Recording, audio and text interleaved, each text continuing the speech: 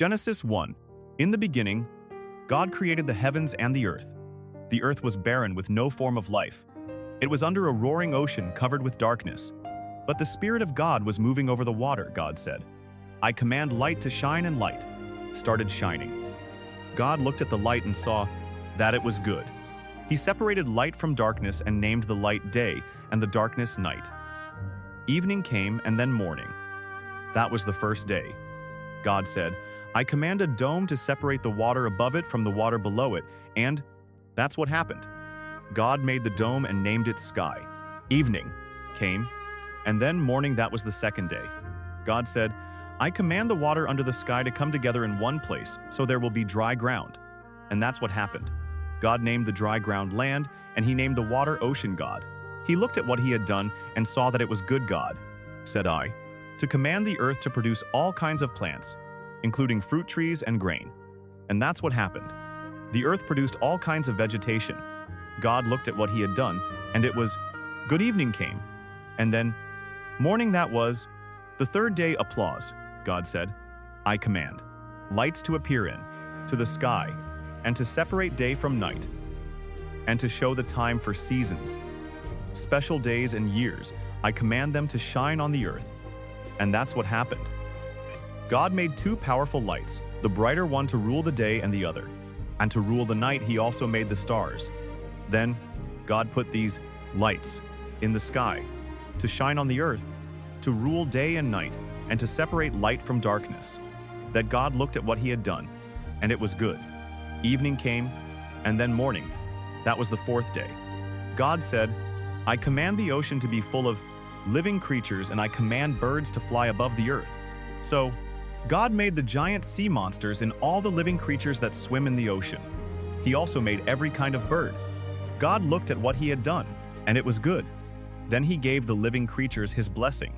He told the ocean creatures to live everywhere in the ocean and the birds to live everywhere on earth. Evening came, and then morning. That was the fifth day. God said, I command the earth to give life to all kinds of tame animals, wild animals, and reptiles. And that's what happened. God made every one of them. Then he looked at what he had done, and it was good. God said, now we will make humans, and they will be like us. We will let them rule the fish, the birds, and all other living creatures. So God created humans to be like himself. He made men and women. God gave them his blessing and said, have a lot of children, fill the market, earth, with people, and bring it under your control. Rule over the fish in the ocean, the birds in the sky, and every animal on the earth. I have provided all kinds of fruit and grain for you to eat, and I have given the green plants as food for everything else that breeds. These will be food for animals, both wild and tame, and for birds. God looked at what he had done. All of it was very good. Evening came, and then morning. That was the sixth day. Marries a woman, and the two of them become like one person. Although the man and his wife were both naked, they were not ashamed. After closing the man's side, the Lord made a woman out of the rib. The Lord God brought her to the man, and the man exclaimed, here is someone like me. She's part of my body, my own flesh and bones. She came from me, a man, so I will name her woman. That's why a man will leave his own father and mother, man, to see what names he would give each of them. Then the man named the tame animals and the birds and the wild animals. That's how they got their names. None of these was the right kind of partner for the man, so the Lord God made him fall into a deep sleep, and he took out one of the man's ribs. Then, you know the difference between right and wrong. If you eat any fruit from that tree, you will die before the day is over. The Lord God said, it isn't good for the man to live alone. I need to make a suitable partner for him. So the Lord, he took some soil and made animals and birds. He brought them to the Ethiopia. The Tigris River that flows east of Assyria is the third, and the fourth is the Euphrates River. The Lord God put the man in the Garden of Eden to take care of it and to look after it. But the Lord told him, you may eat fruit from the tree in the garden, except the one that has the power to let the difference between right and wrong. From Eden, a river flowed out to water the garden, and then it divided into 4 rivers. The first one is the Pishon River that flows through the land of Havilah, where pure gold, rare perfumes, and precious stones are found. The second is the Gihon River that winds through. Breathing. The Lord made a garden in a place called Eden, which was in the east, and he put the man there. The Lord God placed all kinds of beautiful trees and fruit trees in the garden. 2 other trees were in the middle of the garden. One of the trees gave life. The other gave the power to know the. In the heavens and the earth, no grass or plants were growing anywhere. God had not yet sent any rain, and there was no one to work the land. But streams came up from the ground and watered the earth. The Lord God took a handful of soil and made a man. God breathed life into the man, and the man started. Genesis 2. So the heavens and the earth and everything else were created by the 7th day. God had finished his work, and so he rested. God blessed the 7th day and made it special, because on that day he rested from his work. That's how God created the heavens and the earth. When the Lord God made. Genesis 3. The snake was sneakier than any of the other wild animals that the Lord God had made. One day it came to the woman and asked, "Did God tell you not to eat fruit from any tree in the garden?"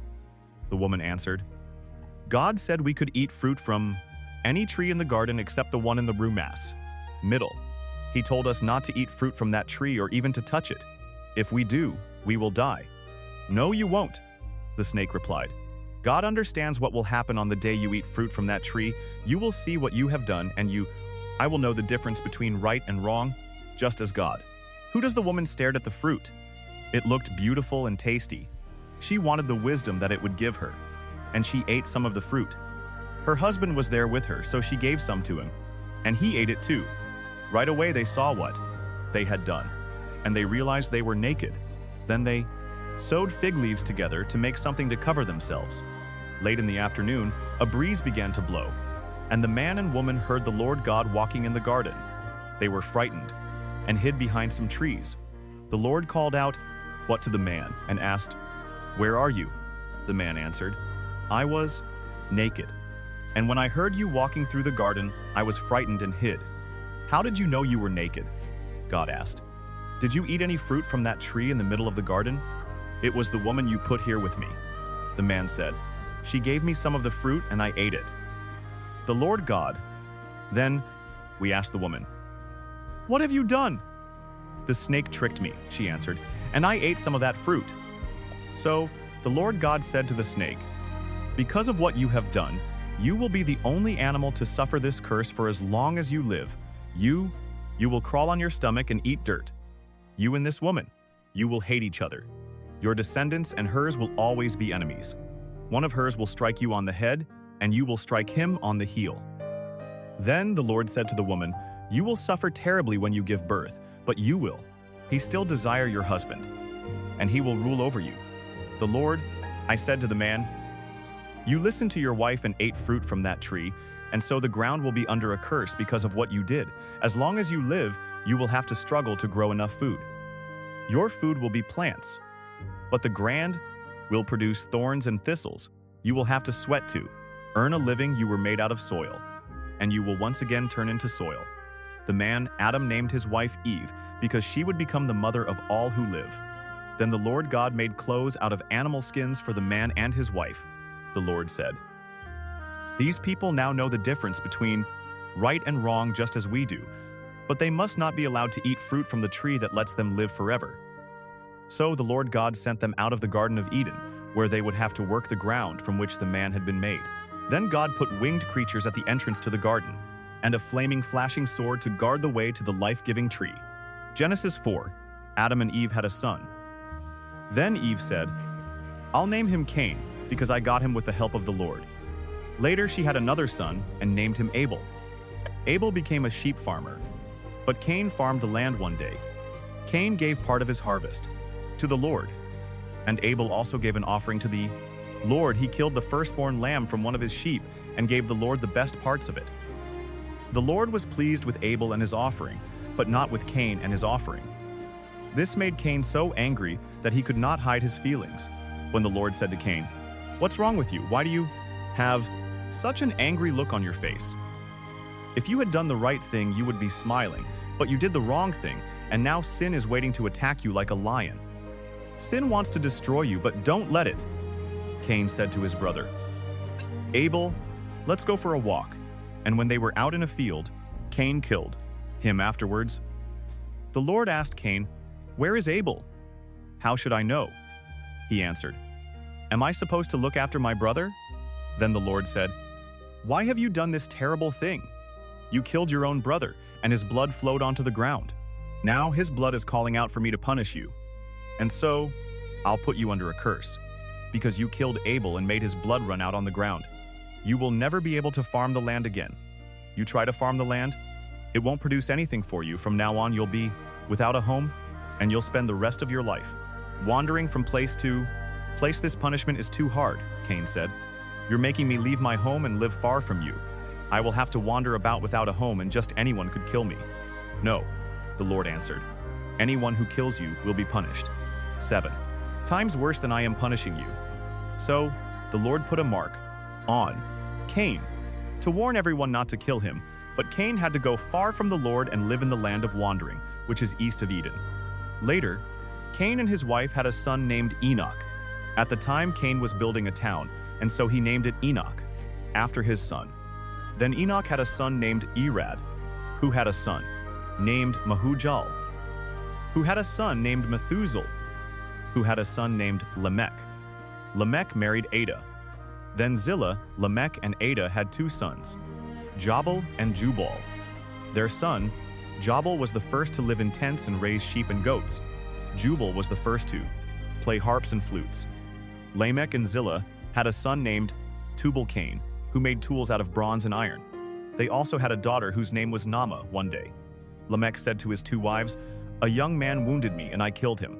Anyone who tries to get even with me will be punished 10 times more than anyone who tries to get even with Adam and his wife." They had another son. They named him Seth because they said, "God has given us a son to take the place of Abel, who was killed by his brother." Cain later, Seth had a son and named him Enosh. About this time, people started worshiping the Lord. Genesis 5. God created men and women to be like himself. He gave them his blessing and called them human beings. This is a list of the descendants of Adam, the first man. When Adam was 130, he had a son who was just like him, and he named him Seth. Adam had more children and died at the age of 930. When Seth was 105, he had a son named Enosh. Seth had more children and died at the age of 912. When Enosh was 90, he had a son named Kenan. Enosh had more children and died at the age of 905. When Kenan was 70, he had a son named Mahalo. Kenan had more children and died at the age of 910. When Mahalalel was 65, he had a son named Jared. Mahalo had more children and died at the age of 895. When Jared was 162, he had a son named Enoch.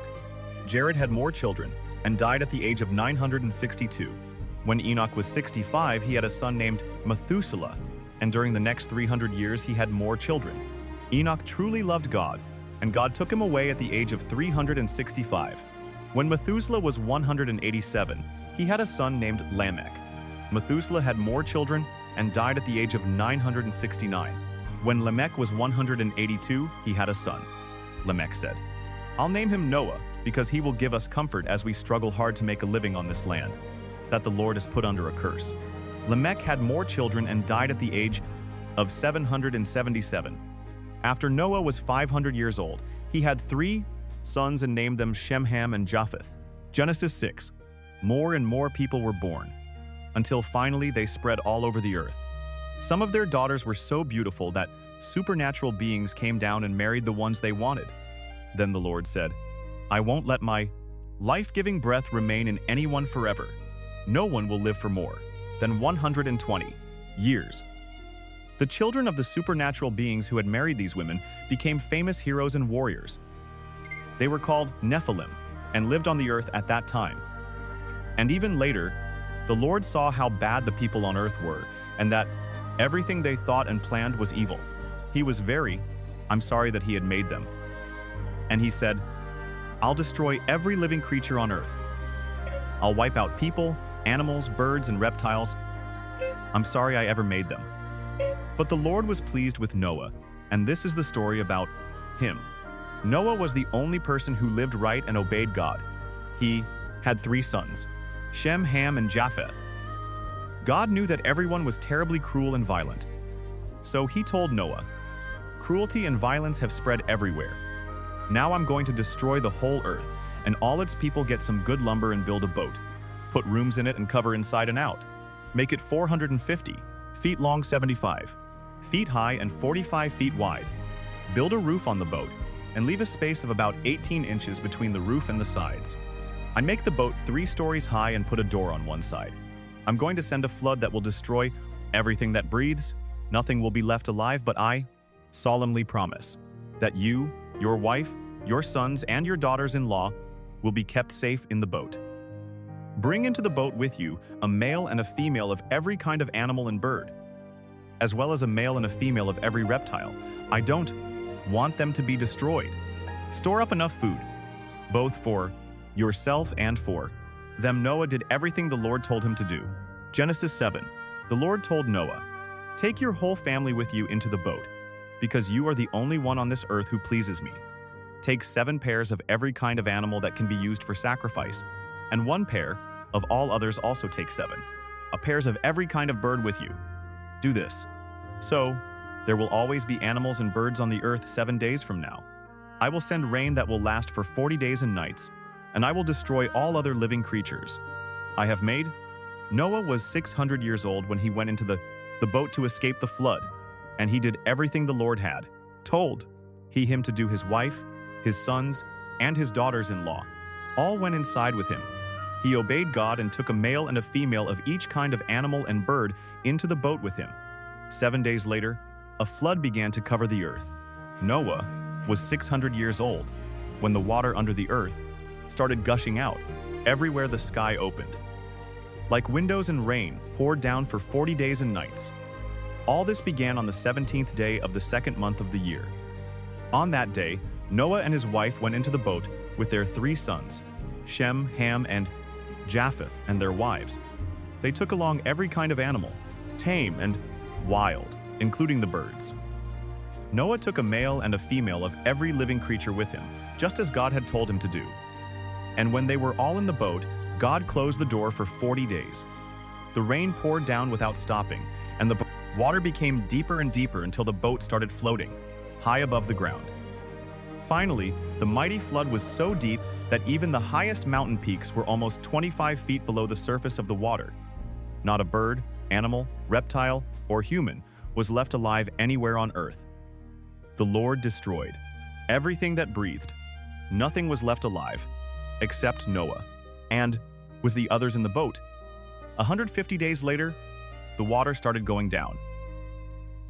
God did not forget about Noah and the animals with him in the boat. So God made a wind blow, and the water started going down. The God stopped up the places where the water had been gushing out from under the earth. He also closed up the sky, and the rain stopped for 150 days. The water slowly went down then. On the 17th day of the 7th month of the year, the boat came to rest somewhere in the Ararat Mountains. The water kept going down, and the mountain tops could be seen on the 1st day of the 10th month. 40 days later, Noah opened a size, the window, to send out a raven, but it kept flying around until the rows. Water had dried up. Noah wanted to find out if the water had gone down, and he sent out a dove. The deep water was still everywhere, and the dove could not find a place to land, so it flew back to the boat. Noah held out his hand and helped it back. 7 days later, Noah sent the dove out again. It returned in the evening, holding in its beak a green leaf from an olive tree. Noah knew that the water was finally going down. He waited 7 more days before sending the dove out again, and this time it did not return. Noah was now 601 years old, and by the 1st day of that year, almost all the water had gone away. Noah made an opening in the roof of the boat and saw that the ground was getting dry by the 27th day of the 2nd month. The earth was completely dry. God said to Noah, "You, your wife, your sons, and your daughters-in-law may now leave the boat.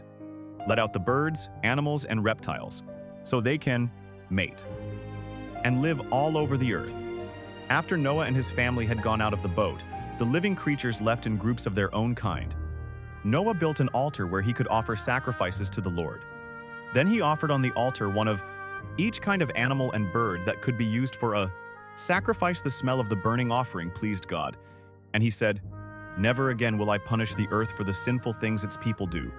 All of them have evil thoughts from the time they are young, but I will never destroy everything that breathes as I did this time. As long as the earth remains, there will be planting and harvest, cold and heat, winter and summer, day and night." Genesis 9. God said to Noah and his sons, "I am giving you my blessing. Have a lot of children and grandchildren. So people will live everywhere on this earth. All animals, birds, reptiles, and fish will be afraid of you. I have placed them under your control, and I have given them to you for food from now on. You may eat them, as well as the green plants that you have always eaten. But life is in the blood, and you must not eat any meat that still has blood in it. I created humans to be like me, and I will punish any animal or person that takes a human life. If an animal kills someone, that animal must die. And if a person takes the life of another, that person must be put to death. I want you and your descendants to have many children, so people will live everywhere on earth again." God said to Noah and his sons, "I am going to make a solemn, I promise to you, and to everyone who will live after you. This includes the birds and the animals that came out of the boat. I promise, every living creature that the earth and those living on it will never again be destroyed by a flood. The rainbow that I have put in the sky will be my sign to you, and to every living creature on earth. It will remind you that I will keep this promise forever. When I send clouds over the earth and a rainbow appeared in the sky, I will remember my promise to you and to all other living creatures. Never again will I let flood waters destroy all life. When I see the rainbow in the sky, I will always remember the promise that He have made to every living creature. The rainbow will be the sign of that solemn promise." Noah and his sons, Shem, Ham, and Japheth, came out of the boat. Ham later had a son named Canaan. All people on earth are descendants of Noah's 3 sons. Noah farmed the land and was the first to plant a vineyard. The day he got drunk and was lying naked in his tent, Ham entered the tent and saw him naked, then went back outside and told his brothers. Shem and Japheth put a robe over their shoulders and walked backward into the tent without looking at their father. They placed it over his body. When Noah woke up and I learned what his youngest son Ham had done, he said, "I now put a curse on Canaan. He will be the lowest slave of his brothers.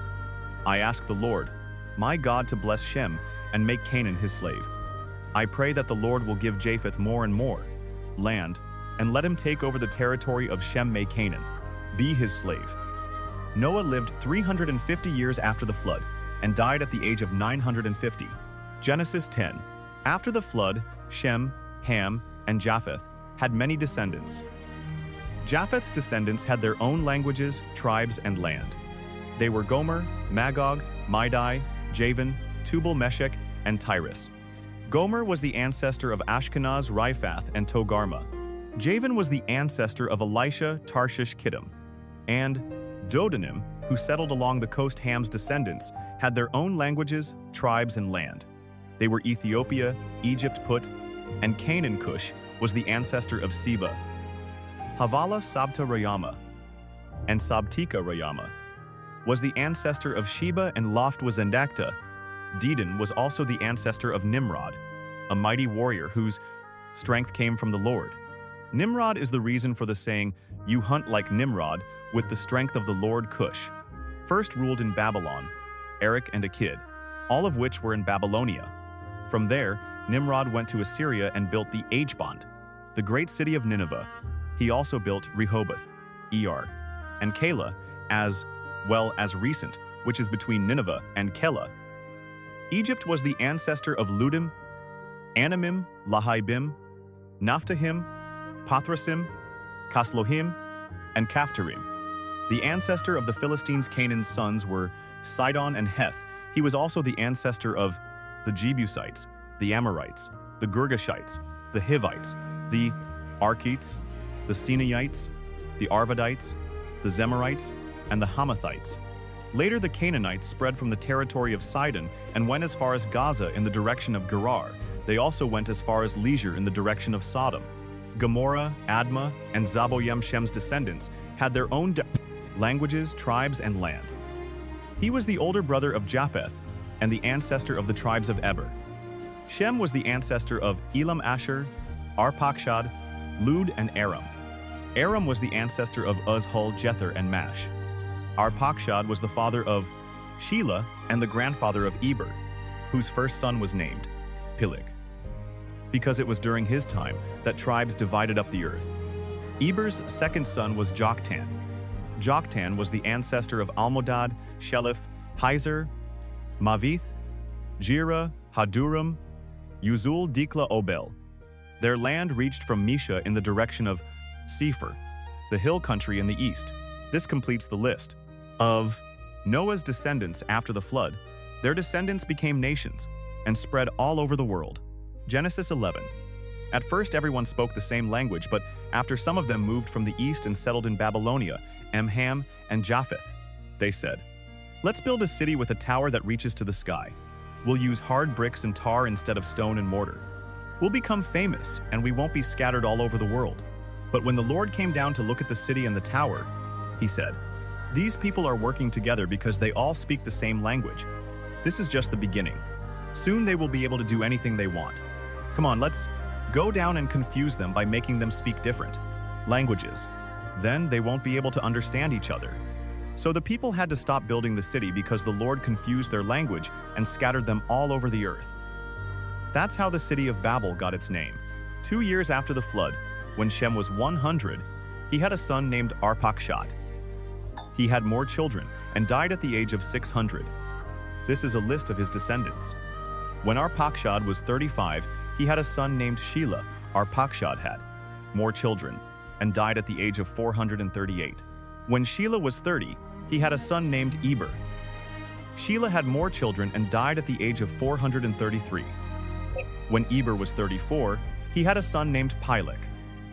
Eber had more children and died at the age of 464. When Peleg was 30, he had a son named Reu. Peleg had more children and died at the age of 239. When Reu was 32, he had a son named Serug. Reu had more children and died at the age of 239 when Serug was 30. He had a son named Nehor. Serug had more children and died at the age of 230. When Nehor was 29, he had a son named Terah. Nahor had more children and died at the age of 148. After Terah was 70 years old, he had 3 sons, Abram, Nahor, and Haran, who became the father of Lot. Terah's sons were born in the city of Ur in Chaldea, and Haran died there before the death of his father. The following is the story of Terah's descendants. Abram married Sarai, but she was not able to have any children, and Nahor married Milcah, who was the daughter of Haran and the sister of Iscah. Terah decided to move from Eur to the land of Canaan. He took along Abram and Sarai and his grandson Lot, the son of Haran. But when they came to the crest, the city of Haran, they decided to settle there. Instead, Terah lived to be 205 years old and died in Haran. Genesis 12. The Lord said to Abram, "Leave your country, your family, and your relatives, and go to the land that I will show you. I will bless you and make your descendants into a great nation. You will become famous and be a blessing to others. I will bless anyone who blesses you, but I will put a curse. But on anyone who puts a curse on you, everyone on earth will be blessed because of you." Abram was 75 years old when the Lord told him to leave the city of Haran. He obeyed and left with his wife, Sarai, his nephew Lot, and all the possessions and slaves they had gotten while in Haran. When they came to the land of Canaan, Abram went as far as the sacred tree of Moreh in a place called Shechem. The Canaanites were still living in the land at that time, but the Lord appeared to Abram and promised, "I will give this land to your family forever." Abram then, "I built an altar there." For the Lord, Abram traveled to the hill, the country east of Bethel, and camped between Bethel and Ai, where he built another altar and worshipped the Lord. Later, Abram started out toward the southern desert. The crops failed, and there was no food anywhere in the land, so Abram and his wife, Sarai, went to live in Egypt for a while. But just before they got there, he said, "Sarai, you are really beautiful. When the Egyptians see how lovely you are, they will murder me because I'm your husband, but they won't kill you. Please save my life by saying that you are my sister." As soon as Abram and Sarai arrived in Egypt, the Egyptians noticed how beautiful she was. The king's officials told him about her, and she was taken to his house. And the king was good to Abram because of Sarai. And Abram was given sheep, cattle, donkeys, slaves, and camels because of Sarai. The Lord struck the king, and everyone in his palace with terrible diseases. Finally, the king sent for Abram and said to him, "What have you done to me? Why didn't you tell me Sarai was your wife? Why did you make me believe she was your sister? Now I've married her. Take her and go. She's your wife?" So the king told his men to let Abram and Sarai take their possessions and leave. Genesis 13. Abram and Sarai took everything they owned and went to the southern desert. Lot went with them. Abram was very rich. He owned many cattle, sheep, and goats, and had a lot of silver and gold. Abram moved from place to place in the southern desert. And finally, he went north and set up his tents between Bethel and Ai, where he had earlier camped, and built an altar there. He worshipped the Lord. Lot, who was traveling with him, also had sheep, goats, and cattle, as well as his own family and slaves. At this time, the Canaanites and the Perizzites were living in the same area, and so there wasn't enough pasture land left for Abram and Lot, and with all of their animals. Besides this, the men who took care of Abram's animals and the ones who took care of Lot's animals, he started quarreling. Abram said to Lot, "Our close relatives, we shouldn't argue, and our men shouldn't be fighting one another. There is plenty of land for you to choose from. Let's separate. If you go north, I'll go south. If you go south, I'll go north." This happened before the Ammonites. The Lord had destroyed the cities of Sodom and Gomorrah, and when Lot looked around, there was plenty of water in the Jordan Valley all the way to Zoar. The valley was as green as the garden of the Lord or the land of Egypt. So Lot chose the whole Jordan Valley for himself. And as he started toward the east, he and Abram separated. Abram stayed in the land of Canaan, but Lot settled near the cities of the valley and put up his tents not far from Sodom, where the people were evil and sinned terribly against the Lord. After Abram and Lot had gone their separate ways, the Lord said to Abram, "Look around to the north, south, east, and west. I will give you and your family all the land you can see. It will be theirs forever.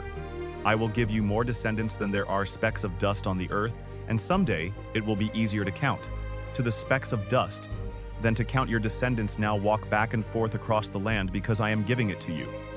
Abram took down his tents and went to live near the sacred trees of Mamre at Hebron, where he built an altar in honor of the Lord. Genesis 14. About this time, King Amraphel of Babylonia, King Arioch of El-Azar, King Ketur-Limer of Elam, and King Tidal of attacked King Bera of Sodom, King Bersha of Gomorrah, King Shinab of Atma, King Shemeber of Zaboyam, and the king of Bela, also known as the city of Zor. King Keter, Lamer, and his allies had ruled these last 5 kings for 12 years. But in the 13th year, the kings rebelled and came together in Siddim Valley, which is now covered by the southern part of the Dead Sea. A year later, King Keter, Lamer, and his allies attacked and defeated the Ammonites, Rephates, in Ashtaroth Karnaim, the Zuzites in Ham, and the Emites in Sheva Kiriathim. They also defeated the Horites in the hill country of Edom as far as El Paran. Near the desert, they went back to the city of En-Mishpat, better known as Kadesh. Then they captured all the land that belonged to the Amalekites, and they defeated the Amorites, who were living in Hazazon Tamar at Siddim Valley. The armies of the kings of Sodom, Gomorrah, Admira, Zeboim, and Bela fought the armies of King Keter-Lamer, of Elam king, Tidal of king, Amraphel of Babylonia, and King Arioch of Elasar. The valley was full of tar pits, and when the troops from Sodom and Gomorrah started running away, some of them fell into the pits. Others escaped to the hill country their enemies took. Everything of value from Sodom and Gomorrah, including their food supplies. They also captured Abram's nephew Lot, who lived in Sodom. They took him and his possessions and then left at this time. Abram, the Hebrew, was living near the oaks that belonged to Mamre, the Amorite Mamre, and his brothers Eshcol and Aner were Abram's friends. Someone who had escaped from the battle told Abram that his nephew Lot had been taken away. 318 of Abram's servants were fighting men, so he took them and followed the enemy as far north as the city of Dan. That night, Abram divided up his troops, attacked from all sides and won a great victory. But some of the enemy escaped to the town of Hobah, north of Damascus, and Abram went after them. He brought back his nephew Lot together with Lot's possessions, and the women and everyone else who had been captured. Abram returned after he had defeated King Kedorlaomer and the other kings. Then the king of Sodom went to meet Abram in Shaveh Valley, which is also known as King's Valley. King Melchizedek of Salem was a priest of God Most High. He brought out some bread and wine and said to Abram, "Bless you in the name of God, Most High, Creator of heaven and earth. All praise belongs to God Most High for helping you defeat your enemies." Then Abram gave Melchizedek a tenth of everything. The king of Sodom said to Abram, "All I want are my broth Izadek. People, you can keep everything else." Abram answered the Lord, "God Most High made the heavens and the earth, and I have promised him that I won't keep anything of yours, not even a sandal strap or a piece of thread. Then you can never say that you are the one who made me rich. Let my share be the food that my men have eaten." But Anah, Eshcol, and Mamre went with me, so give them their share of what we brought back. Genesis 15. The Lord spoke to Abram in a vision. "Abram, don't be afraid. I will protect you and reward you greatly." But Abram answered, "Lord, all-powerful, you have given me everything I could ask for except children. And when I die, Eliezer of Damascus, I will get all I own. You have not given me any children, and this, the servant of mine, will inherit everything." The Lord replied, "No, he won't. You will have a son of your own, and everything you have will be his." Then the Lord took Abram outside and said, "Look at the sky and see if you can count the stars. That's how many descendants you will have." Abram believed the Lord, and the Lord was pleased with him. The Lord said to Abram, "I brought you here from Ur in Chaldea, and I gave you this land." Abram asked, "Lord God, how can I know the land will be mine then?" The Lord told him, "Bring me a 3-year-old cow, a 3-year-old female goat, a 3-year-old ram, animals in half, and laid the 2 halves of each animal opposite each other on the ground. But he did not cut the doves and pigeons in half, and when birds came down to eat, the animals Abram chased them away. As the sun was setting, Abram fell into a deep sleep, and everything became dark and frightening. Then the Lord said, "Abram, you will live to an old age and die in peace. But I solemnly promise that your descendants will live as foreigners in a land that doesn't belong to them. They will be forced into slavery and abused for 400 years, but I will terribly punish the nation that enslaves them, and they will leave with many possessions. 4 generations later, your descendants will return here and take this land, because only then will the people who live here be so sinful that they deserve to be punished sometime after sunset, when it was very dark. A smoking, cooking pot and a flaming fire went between the 2 halves of each animal." At that time, the Lord made an agreement with Abram and told him, "I will give your descendants the land east of the Shihor River on the border of Egypt, as far as the Euphrates River they will, to possess the land of the Canaanites, the Kenizzites, the Cadmonites, the Hittites, the Perizzites, the Rephaites, the Amorites, the Canaanites, the Girgashites, and the Jebusites." Genesis 16. Abram's wife Sarai had not been able to have any children, but she owned a young Egyptian slave woman named Hagar. And Sarai said to Abram, "The Lord has not given me any children. Sleep with my slave, and if she has a child, it will be mine." Abram agreed, and Sarai gave him Hagar to be his wife. This happened after Abram had lived in the land of Canaan for 10 years later. When Hagar knew she was going to have a baby, she became proud and was hateful to Sarai. Then Sarai said to Abram, "It's all your fault. I gave you my slave woman, but she has been hateful to me ever since she found out she was pregnant. You have done me wrong, and you will have to answer to the Lord for this." Abram said, "All right, she's your slave, and you can do whatever you want with her." But Sarah began treating Hagar so harshly that she finally ran away. Hagar stopped to rest at a spring in the desert on the road to shore. While she was there, the angel of the Lord came to her and asked, "Hagar, where have you come from and where are you going?" She answered, "I'm running away from Sarah, my owner." The angel said, "Go back to Sarai and be her slave. I will give you a son who will be called Ishmael, because I've heard your cry for help, and later I will give if you so many descendants that no one will be able to count them. All but your son will live far from his relatives. He will be like a wild donkey fighting everyone and everyone fighting him, Hagar thought. Have I really seen God and lived to tell about it? So from then on she called him the God who sees me. That's why people call the well between Kadesh and Bird, the well of the living one who sees me. Abram was 86 years old when Hagar gave birth to their son, and he named him Ishmael. Genesis 17. Abram was 99 years old when the Lord appeared to him again and said, I am God, all-powerful. If you obey me and always do right, I will keep my solemn promise to you and give you more descendants than can be counted. Abram bowed with his face to the ground. And God said, I promise that there will be the father of many nations. That's why I now change your name from Abram to Abraham. I will give you a lot of descendants, and in the future they will become great nations. Some of them will even be kings. I will always keep the promise I have made to you and your descendants, because I am your God, and their God. I will give you and them the land, in which you are now a foreigner. I will give the whole land of Canaan to your family forever, and I will be their God. Abraham, you and all future members of your family must promise to obey me as the sign that you are keeping this promise. You must circumcise every man and boy in your family from now on. Your family must circumcise every baby boy when he is 8 days old. You must even circumcise any man or boy you have as a slave, both those born in your homes and those you buy from foreigners. This will be a sign that my promise to you will last forever. Any man who isn't circumcised I kept his promise to me and cannot be one of my people. Abraham, your wife's name will now be Sarah. Instead of Sarai, I will bless her and you will have a son by her. She will become the mother of nations, and some of her descendants will even be kings. Abraham bowed with his face to the ground and thought, I'm almost 100 years old. How can I become a father, and Sarah is 90? What you have promised me. He have a son. His name will be Isaac, and I will make an everlasting promise to him and his descendants. I have heard what you asked me to do for Ishmael, and so I will also bless him with many descendants. He will be the father of 12 princes, and I will make his family a great nation.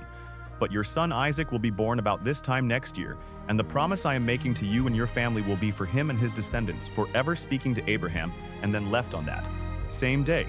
Abraham obeyed God by circumcising Ishmael. Abraham, he was also circumcised, and so were all other men and boys in his household, including his servants and slaves. He was 99 years old at the time, and his son Ishmael was 13. Genesis 18. One hot summer afternoon, Abraham was sitting by the entrance to his tent, near the sacred trees of memory, when the Lord appeared to him. Abraham looked up and saw 3 men standing nearby. He quickly ran to meet them, bowed with his face to the ground, and said, Please come to my home, where I can serve you. I'll have some water brought so you can wash your feet. Then you can rest under the tree. Let me get you some food to give you strength before you leave.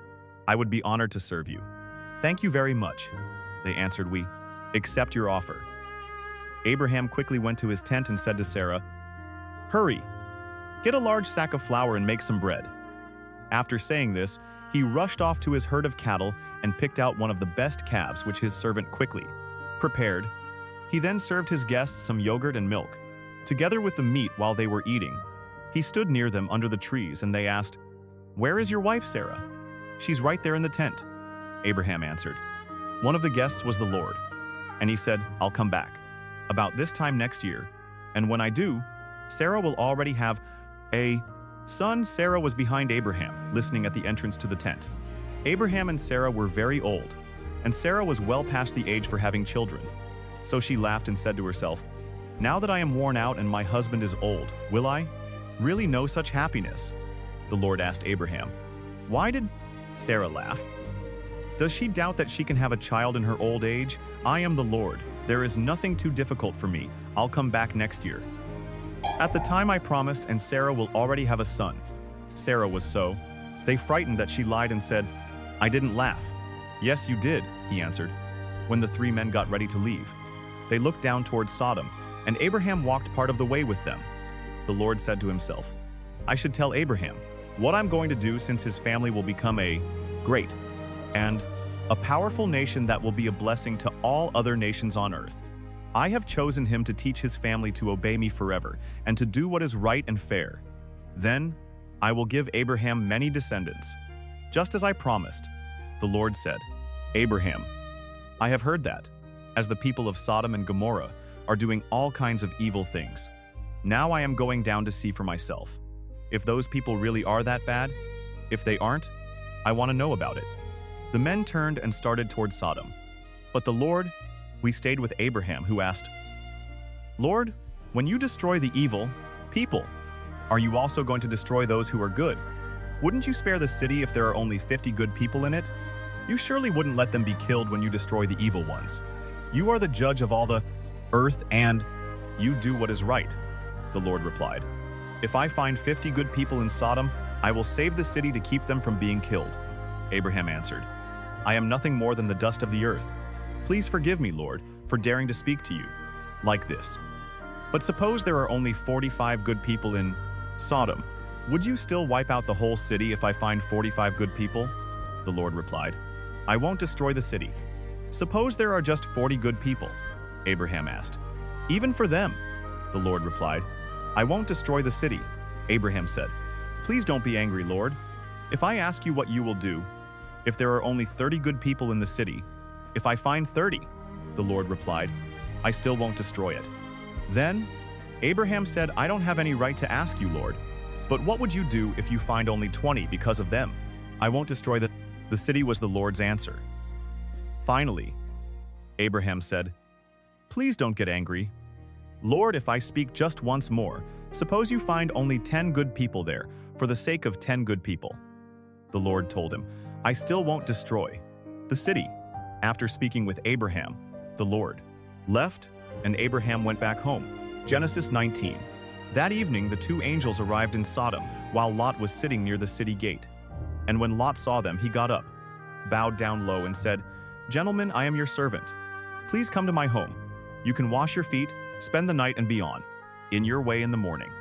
They told him, No, we'll spend the night in the city square.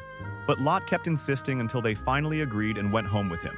He baked some bread, cooked a meal, and they ate before Lot and his guests could go to bed. Every man in Sodom, young and old, came and stood outside his house and started shouting, Where are your visitors? Send them out so we can have sex with them. Lot went outside and shut the door behind you.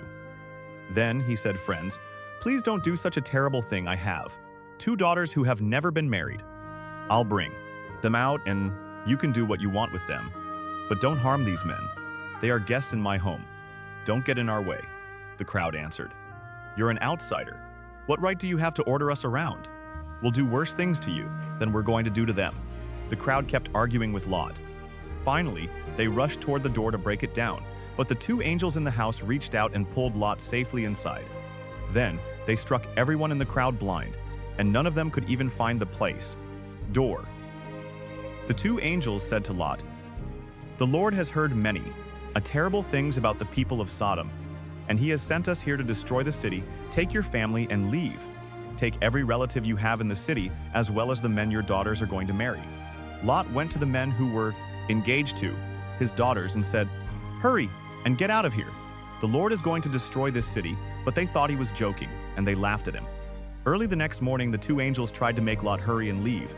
They said, Take your wife and your 2 daughters and get out of here as fast as you. We can if you don't. Every one of you will be killed when the Lord destroys the city. At first, the Lot just stood there. But the Lord wanted to save him, so the angels took Lot, his wife, and his 2 daughters by the hand and led them out of the city. Run for your lives. Don't even look back, and don't stop in the valley. Run to the hills where you will be safe. Lot answered, You have done us a great favor, sir. You have saved our lives, but please don't make us go to the hills. That's too far away. The city will be destroyed before we can get there, and we will be killed when it happens. There's a town near here. It's only a small place, but my family and I will be safe if you'll let us go there. All right, go there, he answered.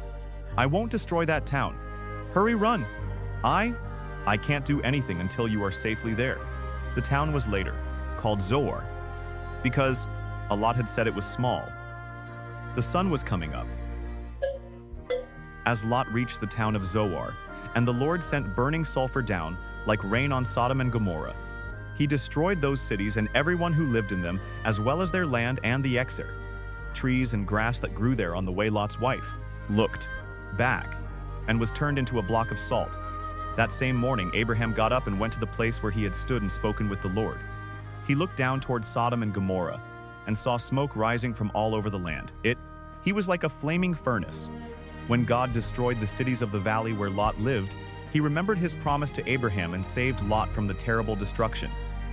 The Lot was afraid to stay on in Zohar, so he took his 2 daughters and moved to a cave in the hill country one day. His older daughter, he said to her sister, "Our father is old and there are no men anywhere for us to marry. Let's get our father drunk, and then we can sleep with him and have children." That night they got their father drunk and the older daughter got in bed with him. But he was too drunk even to know she was there the next day.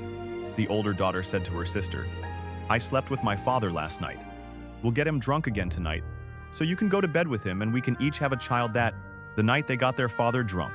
And this time, the younger sister, he slept with him. But once again, he was too drunk, even to know she was there. That's how Lot's 2 daughters had their children. The older daughter named her son Moab, and he is the ancestor of the Moabites. The younger daughter named her son Ben-Ami, and he is the ancestor of the Ammonites. Genesis 20. Abraham moved to the southern desert, where he settled between Kadesh and Shur.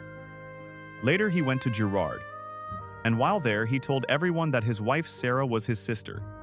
So King Abimelech of Gerar had Sarah brought to him, but God came to Abimelech in a dream and said, "You have taken a married woman, and for this you will die." Abimelech said to the Lord, "Don't kill me.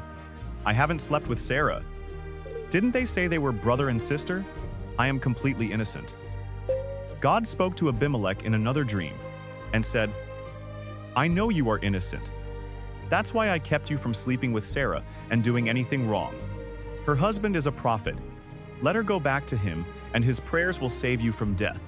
But if you don't return her, you and all your people will die early the next morning." Sent for in his officials, and when he told them what had happened, they were frightened. Abimelech then called in Abraham and said, "Look what you've done to us. What have I ever done to you? Why did you make me and my nation guilty of such a terrible sin? What were you thinking when you did this?" Abraham answered, "I did it because I didn't think any of you respected God, and I was sure that someone would kill me to get my wife. Besides, she is my half-sister. We have the same father, but different mothers. When God made us leave my father's home and start wandering, I told her, 'If you really love me, you will tell everyone that I am your brother.'" Abimelech gave Abraham some sheep, cattle, and slaves. He sent Sarah back and told Abraham that he could settle anywhere in his country. Then he said to Sarah, "I have given your brother 1,000 pieces of silver as proof to everyone that you have done nothing wrong."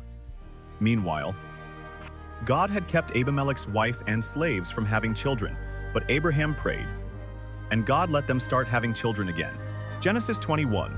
The Lord was good to Sarah and kept his promise, although Abraham was very old. Sarah had a son exactly at the time. God had said Abraham named his son Isaac, and when the boy was 8 days old, Abraham circumcised him just as the Lord had commanded. Abraham was 100 years old when Isaac was born, and Sarah said, "God has made me laugh. Now, everyone will laugh with me." Who would have dared to tell Abraham that someday I would have a child? But in his old age, I have given him a son. The time came when Sarah no longer had to nurse Isaac. And on that day, Abraham gave a big feast. One day, Sarah noticed Hagar's son Ishmael playing, and he said to Abraham, "Get rid of that Egyptian slave woman and her son. I don't want him to inherit anything. It should all go to my son." Abraham was worried about Ishmael. But God said, "Abraham, don't worry about your slave woman and the boy. Just do what Sarah tells you. Isaac will inherit your family name, but the son of the slave woman is also your son, and I will make his descendants into a great nation." Early the next morning, Abraham gave Hagar an animal skin full of water and some bread. Then he put the boy on her shoulder and put them away. They wandered around in the desert near Beersheba, and after they had run out of water, Hagar put her son under a bush. Then she sat down a long way off because she could not bear to watch him die, and she cried bitterly. When God heard the boy crying, the angel of God called out to Hagar from heaven and said, Hagar, why are you worried? Don't be afraid. I have heard your son crying. Help him up and hold his hand, because I will make him the father of a great nation. Then God, let her see a well. So she went to the well and filled the skin with water. Then he gave some to her son.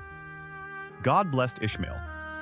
And as the boy grew older, he became an expert with his bow and arrows. He lived in the Paran desert, and his mother chose an Egyptian woman for him to marry about this time, Abimelech and his army. The commander Phicol said to Abraham, God blesses everything you do. Now I want you to promise in the name of God that you will always be loyal to me and my descendants, just as I have always been loyal to you in this land where you have lived as a foreigner. And so Abraham promised. One day Abraham told Abimelech, some of your servants have taken over one of my wells. This is the first I've heard about it. Abimelech replied, why haven't you said something before? I don't have any idea who did it. Abraham gave Abimelech some sheep and cattle, and then the two men made a peace treaty. Abraham separated 7 female lambs from his flock of sheep, and Abimelech asked, why have you done this? Abraham told him, I want you to accept these 7 lambs as proof that I dug this well. So they called the place Beersheba because it made a treaty there. When the treaty was completed, Abimelech and his army commander Phicol went back to the land of the Philistines. Abraham planted a tamarisk tree in Beersheba and worshipped the eternal Lord God. Then Abraham lived a long time as a foreigner in the land of the Philistines. Genesis 22. Some years later, God decided to test Abraham, so he spoke to him. Abraham answered, Here I am, Lord. The Lord said, Go get Isaac, your only son, the one you dearly love. Take him to the land of Moriah, and I will show you a mountain where you must sacrifice him to me on the fires of an altar. So Abraham got up early the next morning and chopped wood for the fire. He put a saddle on his donkey and left with Isaac and 2 servants for the place where God had told him to go. 3 days later, Abraham looked off in the distance and saw the place. He told his servants, Stay here with the donkey while my son and I go over there to worship. We will come back.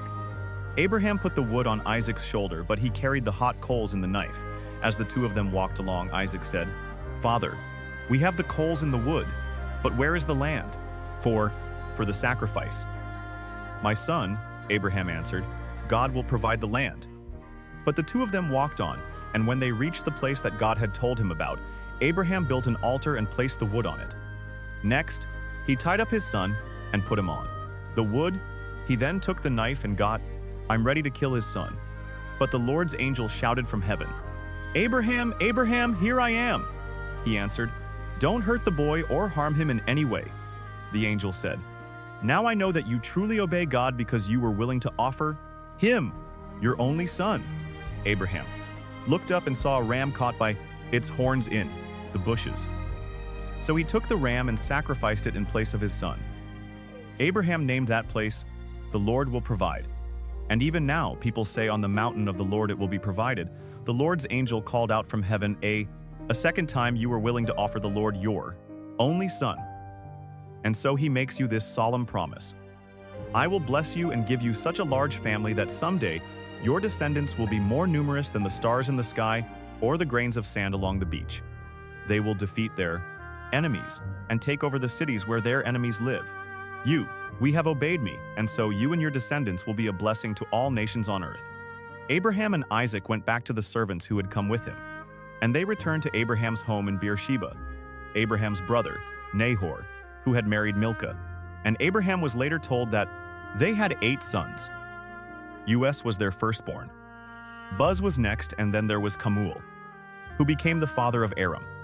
Their other 5 sons were Kizid, Hazo, Pildash, Jidlaph, and Bethuel, who became the father of Rebekah. Nahor also had another wife. Her name was Rumah.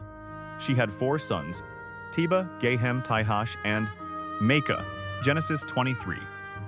When Sarah was 127 years old, she died in Kiriath Arba, better known as Hebron, in the land of Canaan. After Abraham had mourned for her, he went to the Hittites and said, I live as a foreigner in your land, and I don't own any property where I can bury my wife. Please let me buy a piece of land, sir. They answered, You're an important man. Choose the best place to bury your wife. None of us would refuse you a resting place for your dead. Abraham bowed down and replied, If you are willing to let me bury my wife here, Please ask Zohar's son Ephron to sell me Machpelah cave at the end of his field. I'll pay what it's worth, and all of you can be witnesses." Ephron was sitting there near the city gate when Abraham made this request, and he answered, "Sir, the whole field, including the cave, is yours. With my own people, as witnesses, I freely give it to you as a burial place for your dead." Once again, Abraham bowed down and said to Ephron, "In front of these witnesses, I offer you the full price, so I can bury my wife. Please accept my offer." "But sir, the man," I replied, "the property is worth only 400 pieces of silver. Why should we haggle over such a small amount? Take the land." "It's yours." Abraham accepted Ephron's offer and paid him the 400 pieces of silver in front of everyone at the city gate. That's how Abraham got Ephron's property in east of Hebron, which included the field with all its trees as well as Machpelah cave at the end of the field. So Abraham buried his wife Sarah in Machpelah cave that was in the field he had bought from the Hittites. Genesis 24. Abraham was now a very old man. The Lord had made him rich, and he was successful in everything he did. One day, Abraham called in his most trusted servant and said to him solemnly, "Promise me in the name of the Lord who rules heaven and earth that you won't choose a wife for my son Isaac from the people here in the land of Canaan. Instead, go back to the land where I was born and find a wife for him from among my relatives." But the servant asked, "What if the young woman I choose refuses to leave home and come here with me? Should I send Isaac there to look for a wife?" Abraham answered, "Don't ever do that. No matter what, Lord, who rules heaven, brought me here from the land where I was born and promised that he would give this land to my descendants forever. When you go back there, the Lord will send his angel ahead of you to help you find a wife for my son. If the woman refuses to come along you, we don't have to keep this promise, but don't ever take my son back there." So the servant gave Abraham his word that he would do everything he had been told to do. Soon after that, the servant loaded 10 of Abraham's camels with valuable gifts. Then he set out for the city in northern Syria, where Abraham's brother Nahor lived when he got there. He let the camels rest near the well, outside the city. It was late afternoon, the time when the women came out for water. The servant prayed, "You, Lord, are the God my master Abraham worships. Please keep your promise to him and let me find a wife for Isaac today. The young women of the city will soon come to this well for water, and I'll ask one of them for a drink if she gives me a drink and then offers to get some water. But for my camels, I'll know she is the one you have chosen, and that he have kept your promise to my master." While he was still praying, a beautiful, unmarried young woman came by with a water jar on her shoulder. She was Rebekah, the daughter of Bethuel, the son of Abraham's brother Nahor, and his wife Milcah. Rebekah walked past. Abraham's servant then went over to the well and filled her water jar when she started back. Abraham's servant ran to her and said, "Please let me have a drink of water." "I'll be glad to," she answered. Then she quickly took the jar from her shoulder and held it while he drank after he had finished. She said, "Now I'll give your camels all the water they want." She quickly poured out water for them, and she kept going back for more until his camels had drunk all they wanted. Abraham's servant did not say a word, but he watched everything Rebekah did, because he wanted to know for certain if this was the woman the Lord had chosen. The servant had brought along an expensive gold ring and 2 large gold bracelets. When Rebekah had finished bringing the water, he gave her the ring for her nose and the bracelets for her arms. Then he said, "Please tell me who your father is. Does he have room in his house for me and my men to spend the night?" She answered, "My father is Bethuel, the son of Nahor and Milcah. We have a place where you and your men can stay, and we also have enough straw and feed for your camels." Then the servant bowed his head and prayed, "I thank you, Lord God, of my master Abraham. You have led me to his relatives and kept your promise to him." Rebekah ran straight home and told her family everything. Her brother Laban heard her tell what the servant had said, and he saw the ring in the bracelet she was wearing. So Laban ran out to Abraham's servant, who was standing by his camels at the well. Then Laban said, "The Lord has brought you safely here. Come home with me. There's no need for you to keep on standing outside. I have a cleated room ready for you in our house, and there's also a place for your camels." Abraham's servant went home with Laban, where Laban's servants unloaded his camels and gave them straw and feed. Then they brought water into the house. So Abraham's servant and his men could wash their feet. After that, I brought in food, but the servant said, "Before I eat, I must tell you why I have come." "Go ahead and tell us," Laban answered. The servant explained, "I am Abraham's servant. The Lord has been good to my master, and he has made him very rich.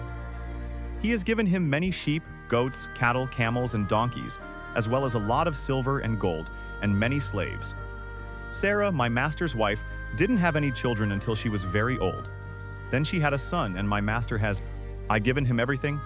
I solemnly promised my master that I would do what he said, and he told me, 'Don't choose a wife from my son, from the women in this land of Canaan.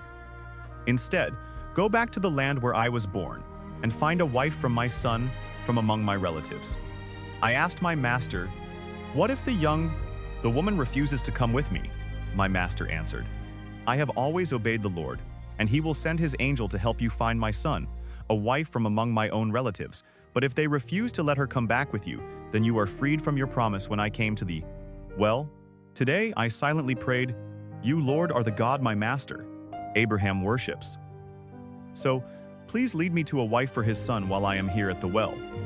When a young woman comes out to get water, I'll ask her to give me a drink if she gives me a drink and offers to get some water for my camels. I'll know she is the one you have chosen.' Even before I had finished praying, Rebekah came by with a water jar on her shoulder.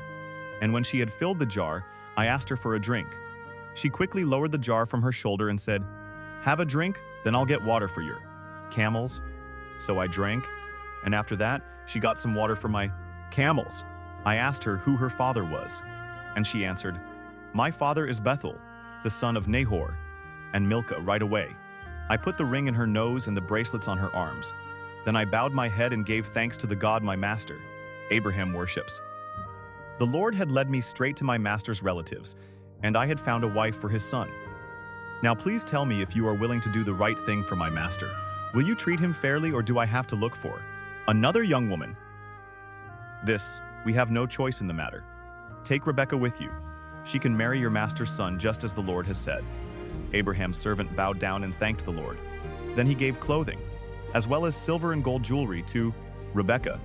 He also gave expensive gifts to her brother and her mother, Abraham's servant, and the men with him ate and drank, then spent the night there.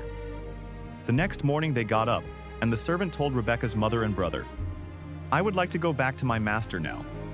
Let Rebekah stay with us for a week or 10 days. They answered then, "She may go." But he said, "Don't make me stay any longer. The Lord has already helped me find a wife for my master's son. Now let us return." They answered, "Let's ask Rebekah what she wants to do." They called her and asked, "Are you willing to leave with this man right now?" "Yes," she answered.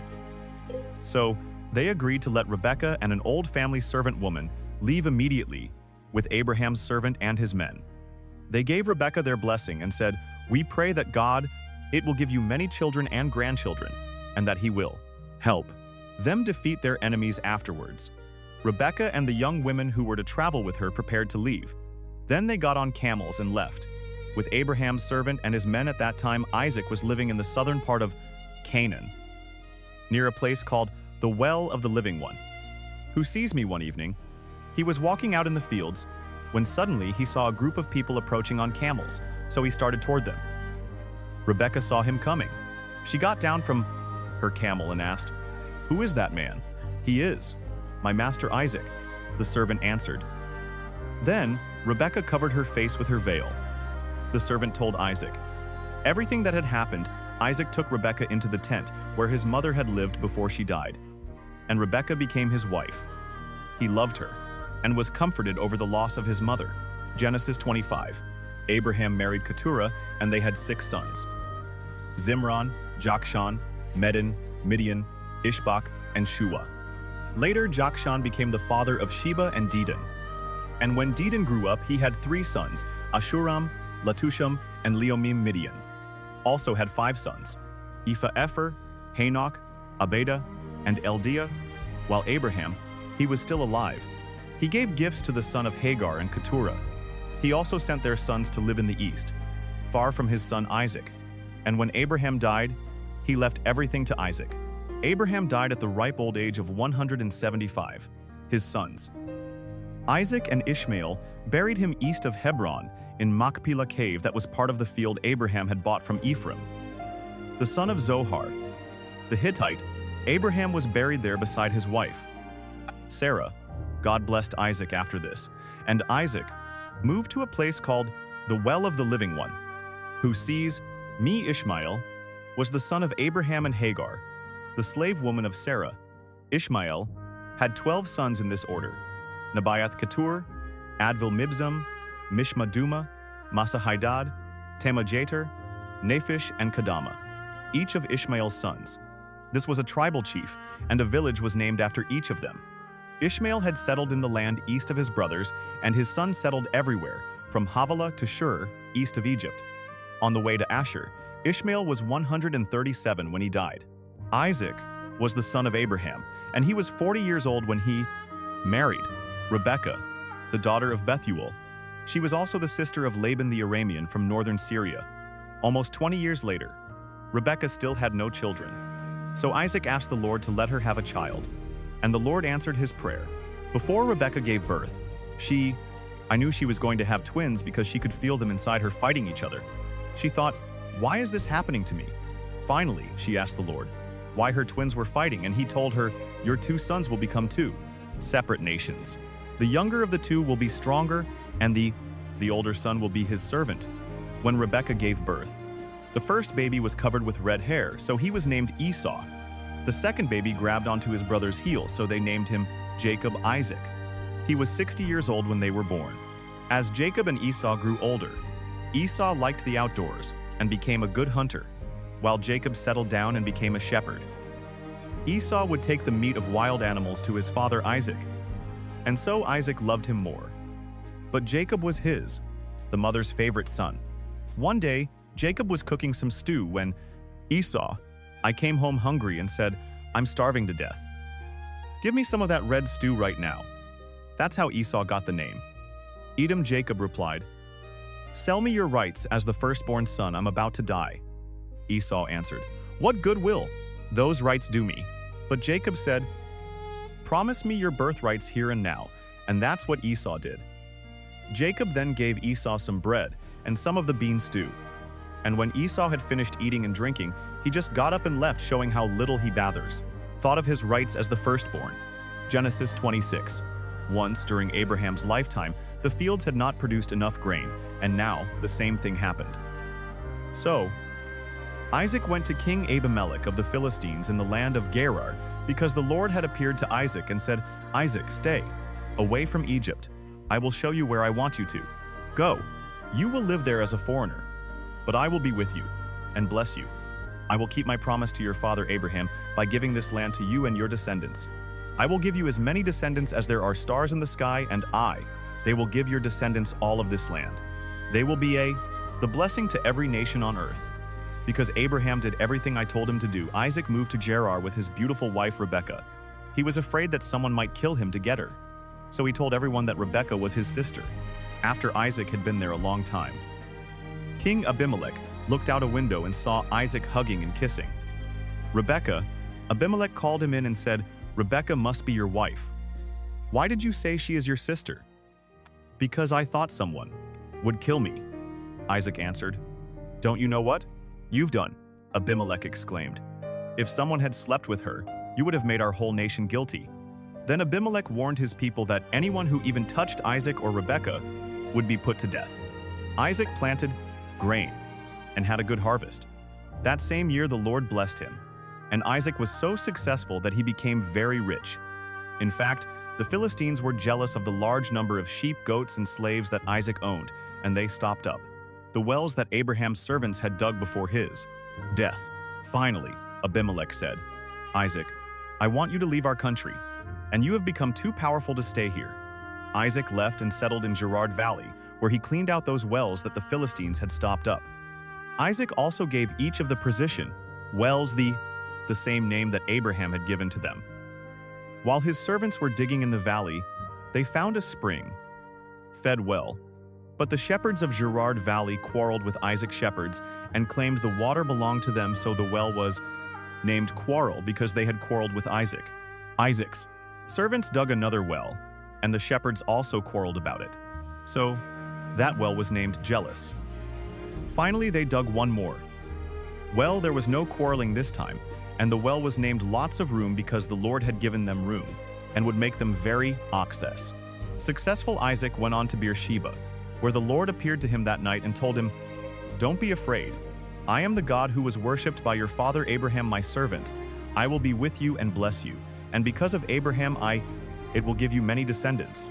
Isaac built an altar there, and he worshipped the Lord. Then he set up camp and his servant started digging a well. Meanwhile, Abimelech had left Gerar and was taking his advisor Ahazoth and his army commander Phicol to see Isaac when they arrived. Isaac asked, "Why are you here? Didn't you send me away? Because you hated me."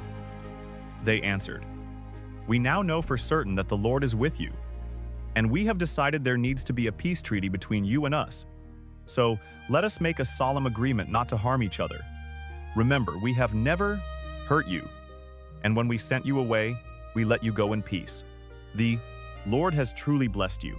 Isaac gave a big feast for them, and everyone ate and drank early the next morning. Isaac and the others made a solemn agreement. Then he let them go in peace later that same day. Isaac's servants came and said, "We've struck water." So Isaac named the well Sheva and the Phaphrims. The town is still called Beersheba. When Esau was 40, he married Judith, the daughter of Beeri, the Hittite, and Basemath, the daughter of Elon the Hittite. But these two women brought a lot of grief to his parents Isaac and Rebekah. Genesis 27. After Isaac had become old and almost blind, he called in his firstborn son Esau, who asked him, "Father, what can I do for you?" Isaac replied, "I am old and might die at any time, so take your bow and arrows, then go out in the fields and kill a wild animal, cook some of that tasty food that I love so much, and bring it to me. I want to eat it once more and give you my blessing before I." Rebekah had been listening, and as soon as he saw left to go hunting, she said to Jacob, "I heard your father tell Esau to kill a wild animal and cook some tasty food for your father before he dies. The father said this because he wants to bless your brother with the Lord as his witness. Now, my son, listen carefully to what I want you to do. Go and kill 2 of your best young goats and bring them to me. I'll cook the tasty food that your father loves so much. Then you can take it to him, so he can eat it and give you his blessing before he dies." "My brother Esau is a hairy man," Jacob reminded her, "and I am not. If my father touches me and realizes I am trying to trick him, he will put a curse on me instead of giving me a blessing." Rebekah insisted, "Let his curse fall on me. Just do what I say and bring me the meat." So Jacob brought the meat to his mother, and she cooked the tasty food that his father liked. Then she took Esau's best clothes and put them on Jacob. She also covered the smooth part of his hands and neck with goat skins and gave him some bread and the tasty food he had cooked. Jacob went to his father and said, "Father, here I am. Which one of my sons are you?" His father asked. Jacob replied, "I am Esau, your firstborn, and I have done what you told me. Please sit up and eat the meat I have brought. Then you can give me your blessing." Isaac asked, "My son, how did you to find an animal so quickly?" The Lord your God was kind to me," Jacob answered. "My son," Isaac said, "come closer where I can touch you and find out if you really are." Jacob went closer. His father touched him and said, "You sound like Jacob, but your hands feel hairy like Esau's." And so Isaac blessed Jacob, thinking he was Esau. Isaac asked, "Are you really my son, Isaac?" "Yes, I am," Jacob answered. So Isaac told him, "Serve me the wild meat, and I can give you my blessing." Jacob gave him some meat, and he ate it. He also gave him some wine, and he drank it. Then Isaac said, "Son, come over here and kiss me," while Jacob was kissing him. Isaac caught the smell of his clothes and said, "The smell of my son is like a field. The Lord has blessed, God will bless you, my son, with dew from heaven, and with fertile fields rich with grain and grapes nations. They will be your servants and bow down to you. You will rule over your brothers, and they will kneel at your feet. Anyone who curses you will be cursed. Anyone who blesses you will be blessed right after Isaac had given Jacob his blessing, and Jacob had gone. Esau came back from hunting. He cooked the tasty food, brought it to his father, and said, "Father, please sit up and eat the meat. I've brought you so you can give me your blessing." "Who are you?" Isaac asked. "I am Esau, your firstborn son." Isaac started trembling and said, "Then who brought me? Some wild meat, right? Before you came in, I ate it and gave him a blessing that cannot be taken back." Esau cried loudly and begged, "Father, give me a blessing too." Isaac answered, "Your brother tricked me and stole your blessing." Esau replied, "My brother deserves the name Jacob, because he's already cheated me twice. The first, the time he cheated me out to my rights as the firstborn son, and now he has cheated me out of my blessing." Then Esau asked his father, "Don't you still have any blessing left for me, my son?" Isaac answered, "I have made Jacob the ruler over you, and your brothers and all of you will be his servants. He have also promised him all the grain and grapes that he needs." "There's nothing left that I can do for you, father," Esau asked. "Don't you have more than one blessing? You can surely give me a blessing too." Then Esau started crying again. So his father said, "Your home will be far from that fertile land where dew comes down from the heavens. You will live by the power of your sword and be your brother's slave. But when you decide to be free, you will break loose." Esau hated his brother Jacob because he had stolen the blessing that was supposed to be his. So he said to himself, "Just as soon as my father dies, I'll kill Jacob." When Rebekah found out what Esau planned to do, she sent for Jacob and told him, "Son, your brother, Esau is just waiting for the time when he can kill you. Now listen carefully and do what I say. Go to the home of my brother Laban and Haran and stay with him for a while. When Esau stops being angry and forgets what you have done to him, I'll send for you to come home. Why should I lose both of my sons on the same day?" Rebekah later told Isaac, "Those hid-out wives of Esau are making my life miserable. If Jacob marries a Hittite woman, I'd be better off dead." Genesis 28. Isaac called in Jacob, then gave him a blessing and said, "Don't marry any of those Canaanite women. Go at once to your mother's father, Bethel, in northern Syria, and choose a wife from one of the daughters of Laban, your mother's brother. I pray that God all-powerful will bless you with many descendants and let you become a great nation. May he bless you with the land he gave Abraham, so that you will take over this land where we now live as foreigners."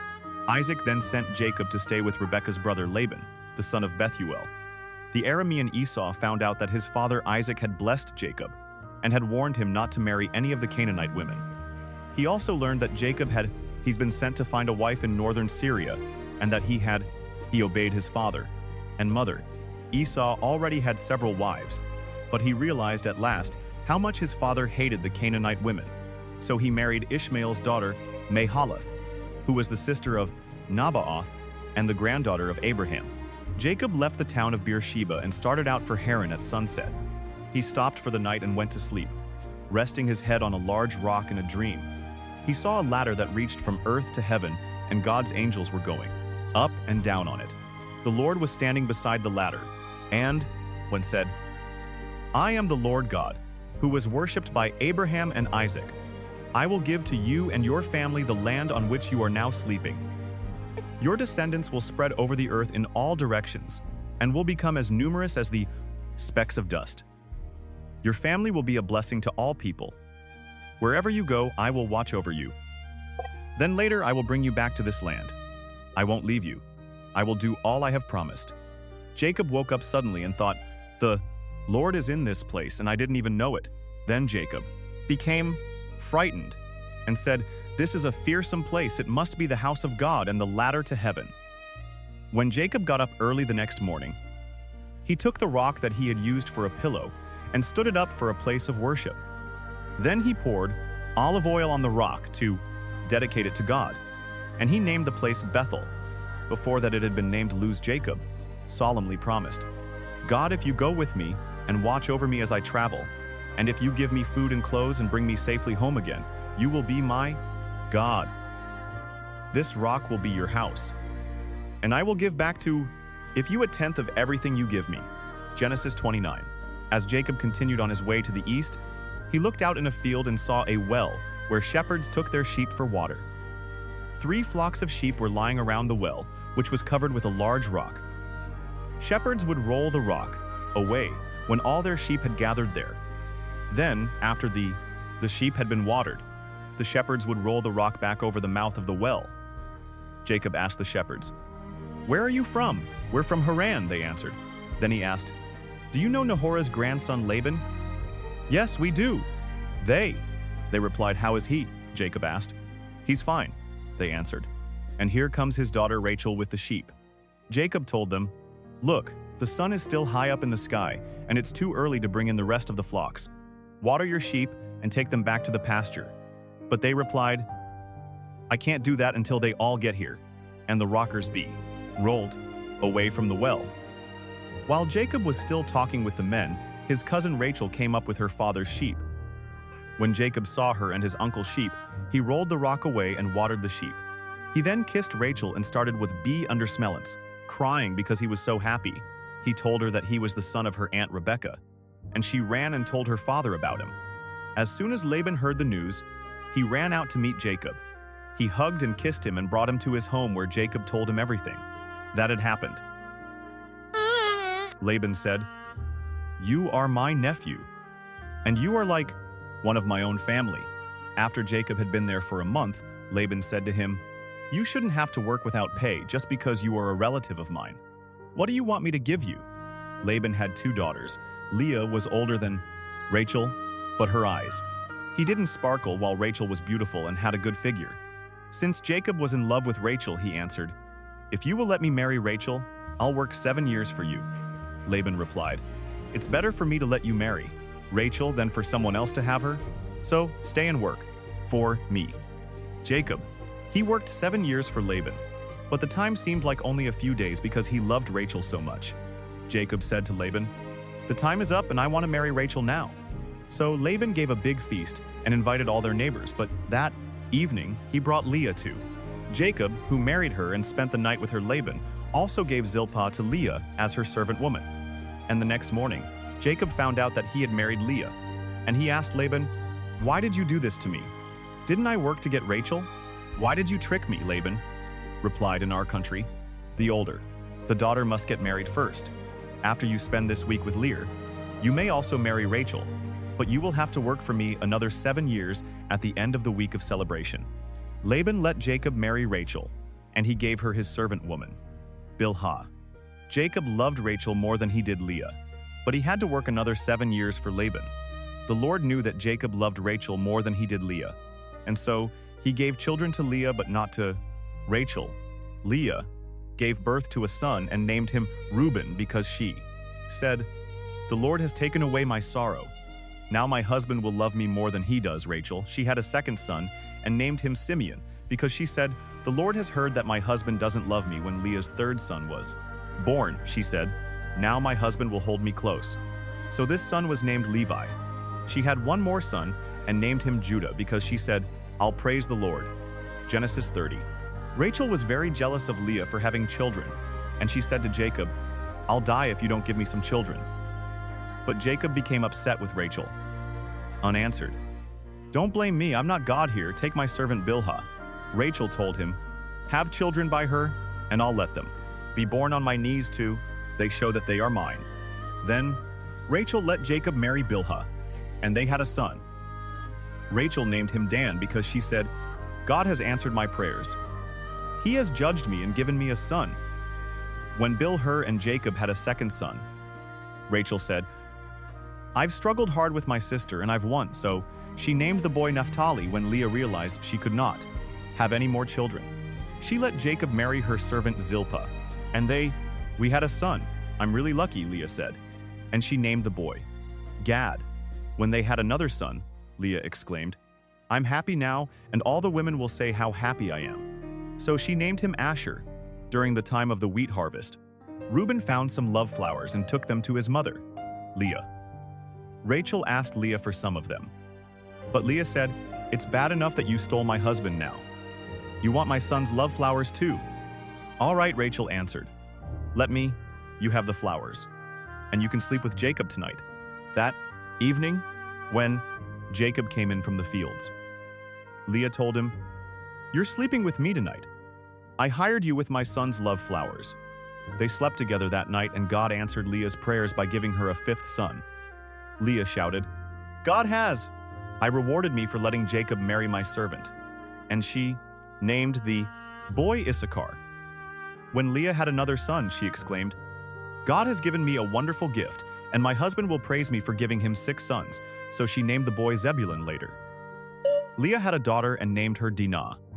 Finally, God remembered Rachel. He answered her prayer.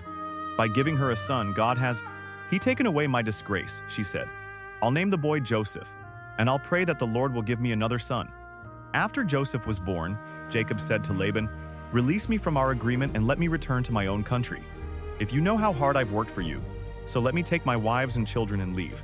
But Laban told him, "If you really are my friends, stay on and I'll pay whatever you ask." "I'm sure the Lord has blessed me because of you," Jacob answered. "You've seen how hard I've worked for you, and you know how the flocks and herds have grown under my care. You didn't have much before I came, but the Lord has blessed everything I have ever done for you. Now it's time for me to start looking out for my own family. How much do you want me to pay?" "You?" Laban asked. Then Jacob told him, "I don't want you to. Pay me anything. Just do one thing, and I'll take care of your sheep and goats. Let me go through your flocks and herds and take the sheep and goats that are either spotted or speckled and the black lambs. That's all you need to give me in the future. You can easily find out if I've been honest. Just look and see if my animals are either spotted or speckled, or if the lambs are black. If they aren't, they've been stolen from you. I agree to that," was Laban's response before the end of the day. Laban had separated his spotted and speckled animals and the black lambs from the others and had put his sons in charge of them.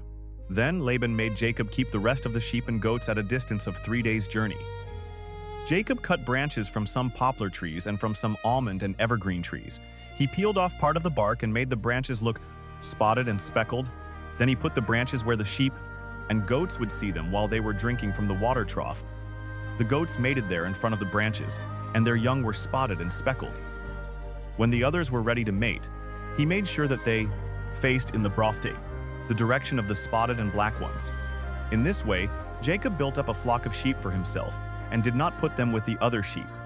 When the stronger sheep were mating near the drinking place, Jacob made sure that the spotted branches were there, but he would not put out the branches when the weaker animals were mating. So Jacob got all of the healthy animals, and Laban got what was left.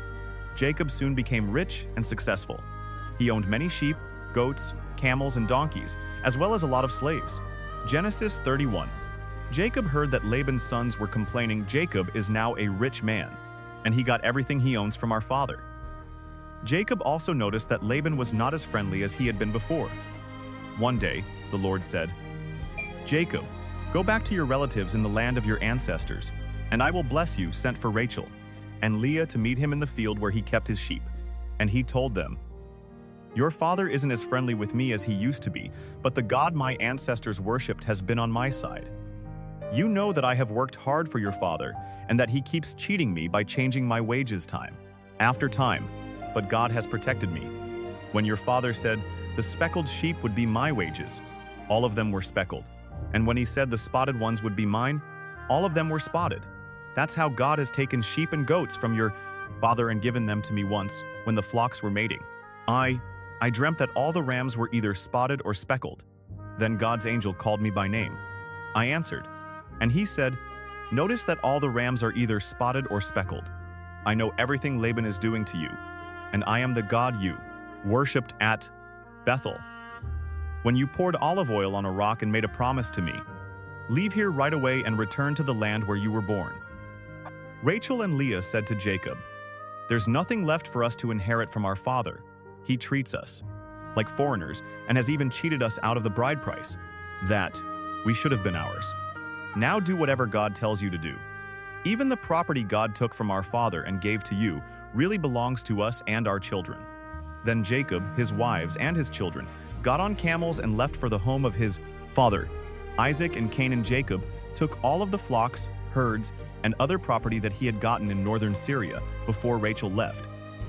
She stole the household idols while Laban was out shearing his sheep.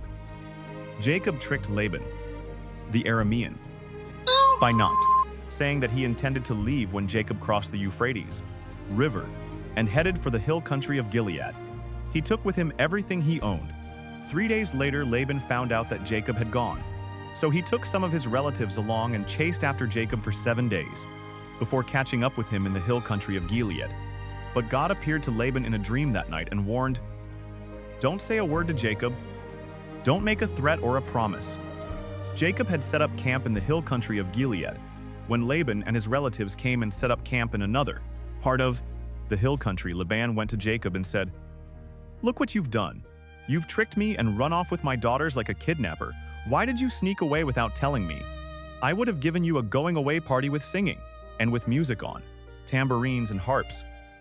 You didn't even give me a chance to kiss my own grandchildren and daughters goodbye. That was really foolish. I could easily hurt you, but the God your father worshipped has warned me not to make any threats or promises. I can understand why you were eager to return to your father. But why did you have to steal my idols?" Jacob answered, "I left secretly because I was afraid you would take your daughters from me by force. If you find that any one of us has taken your idols, I'll have that person killed.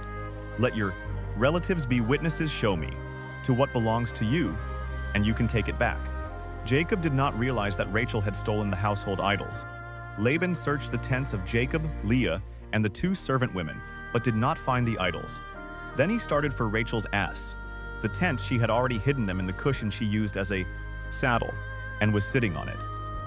Laban searched everywhere and did not find them. Rachel said, "Father, please don't be angry with me for not getting up. I'm having my period." Laban kept on searching, but still did not find the idols.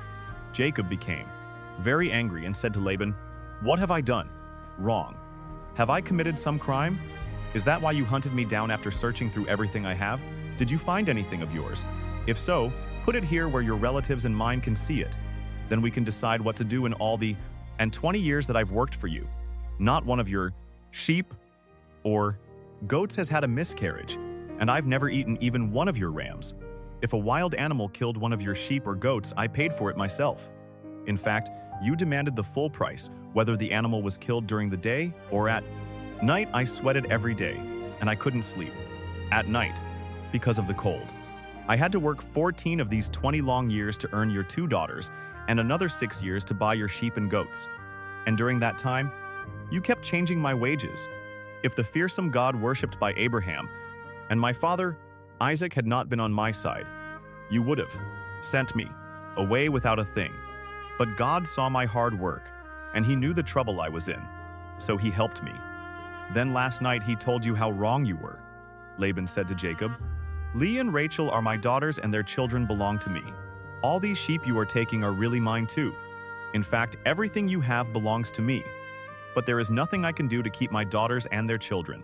So I am ready to make an agreement with you, and we will pile up some large rocks here to remind us of the agreement." After Jacob had set up a large rock, he told his men to get some more rocks and pile them up next to it. Then Jacob and Laban ate a meal together beside the rocks. Laban named the pile of rocks Jigar-Sahidutha, but Jacob named it Gilead. Laban said to Jacob, "This pile of rocks will remind us of our Whiting and Vacan agreements. That's why the place was named Gilead." Laban also said, "This pile of rocks means that the Lord will watch us both while we are apart from each other." So the place was also named Mizpah.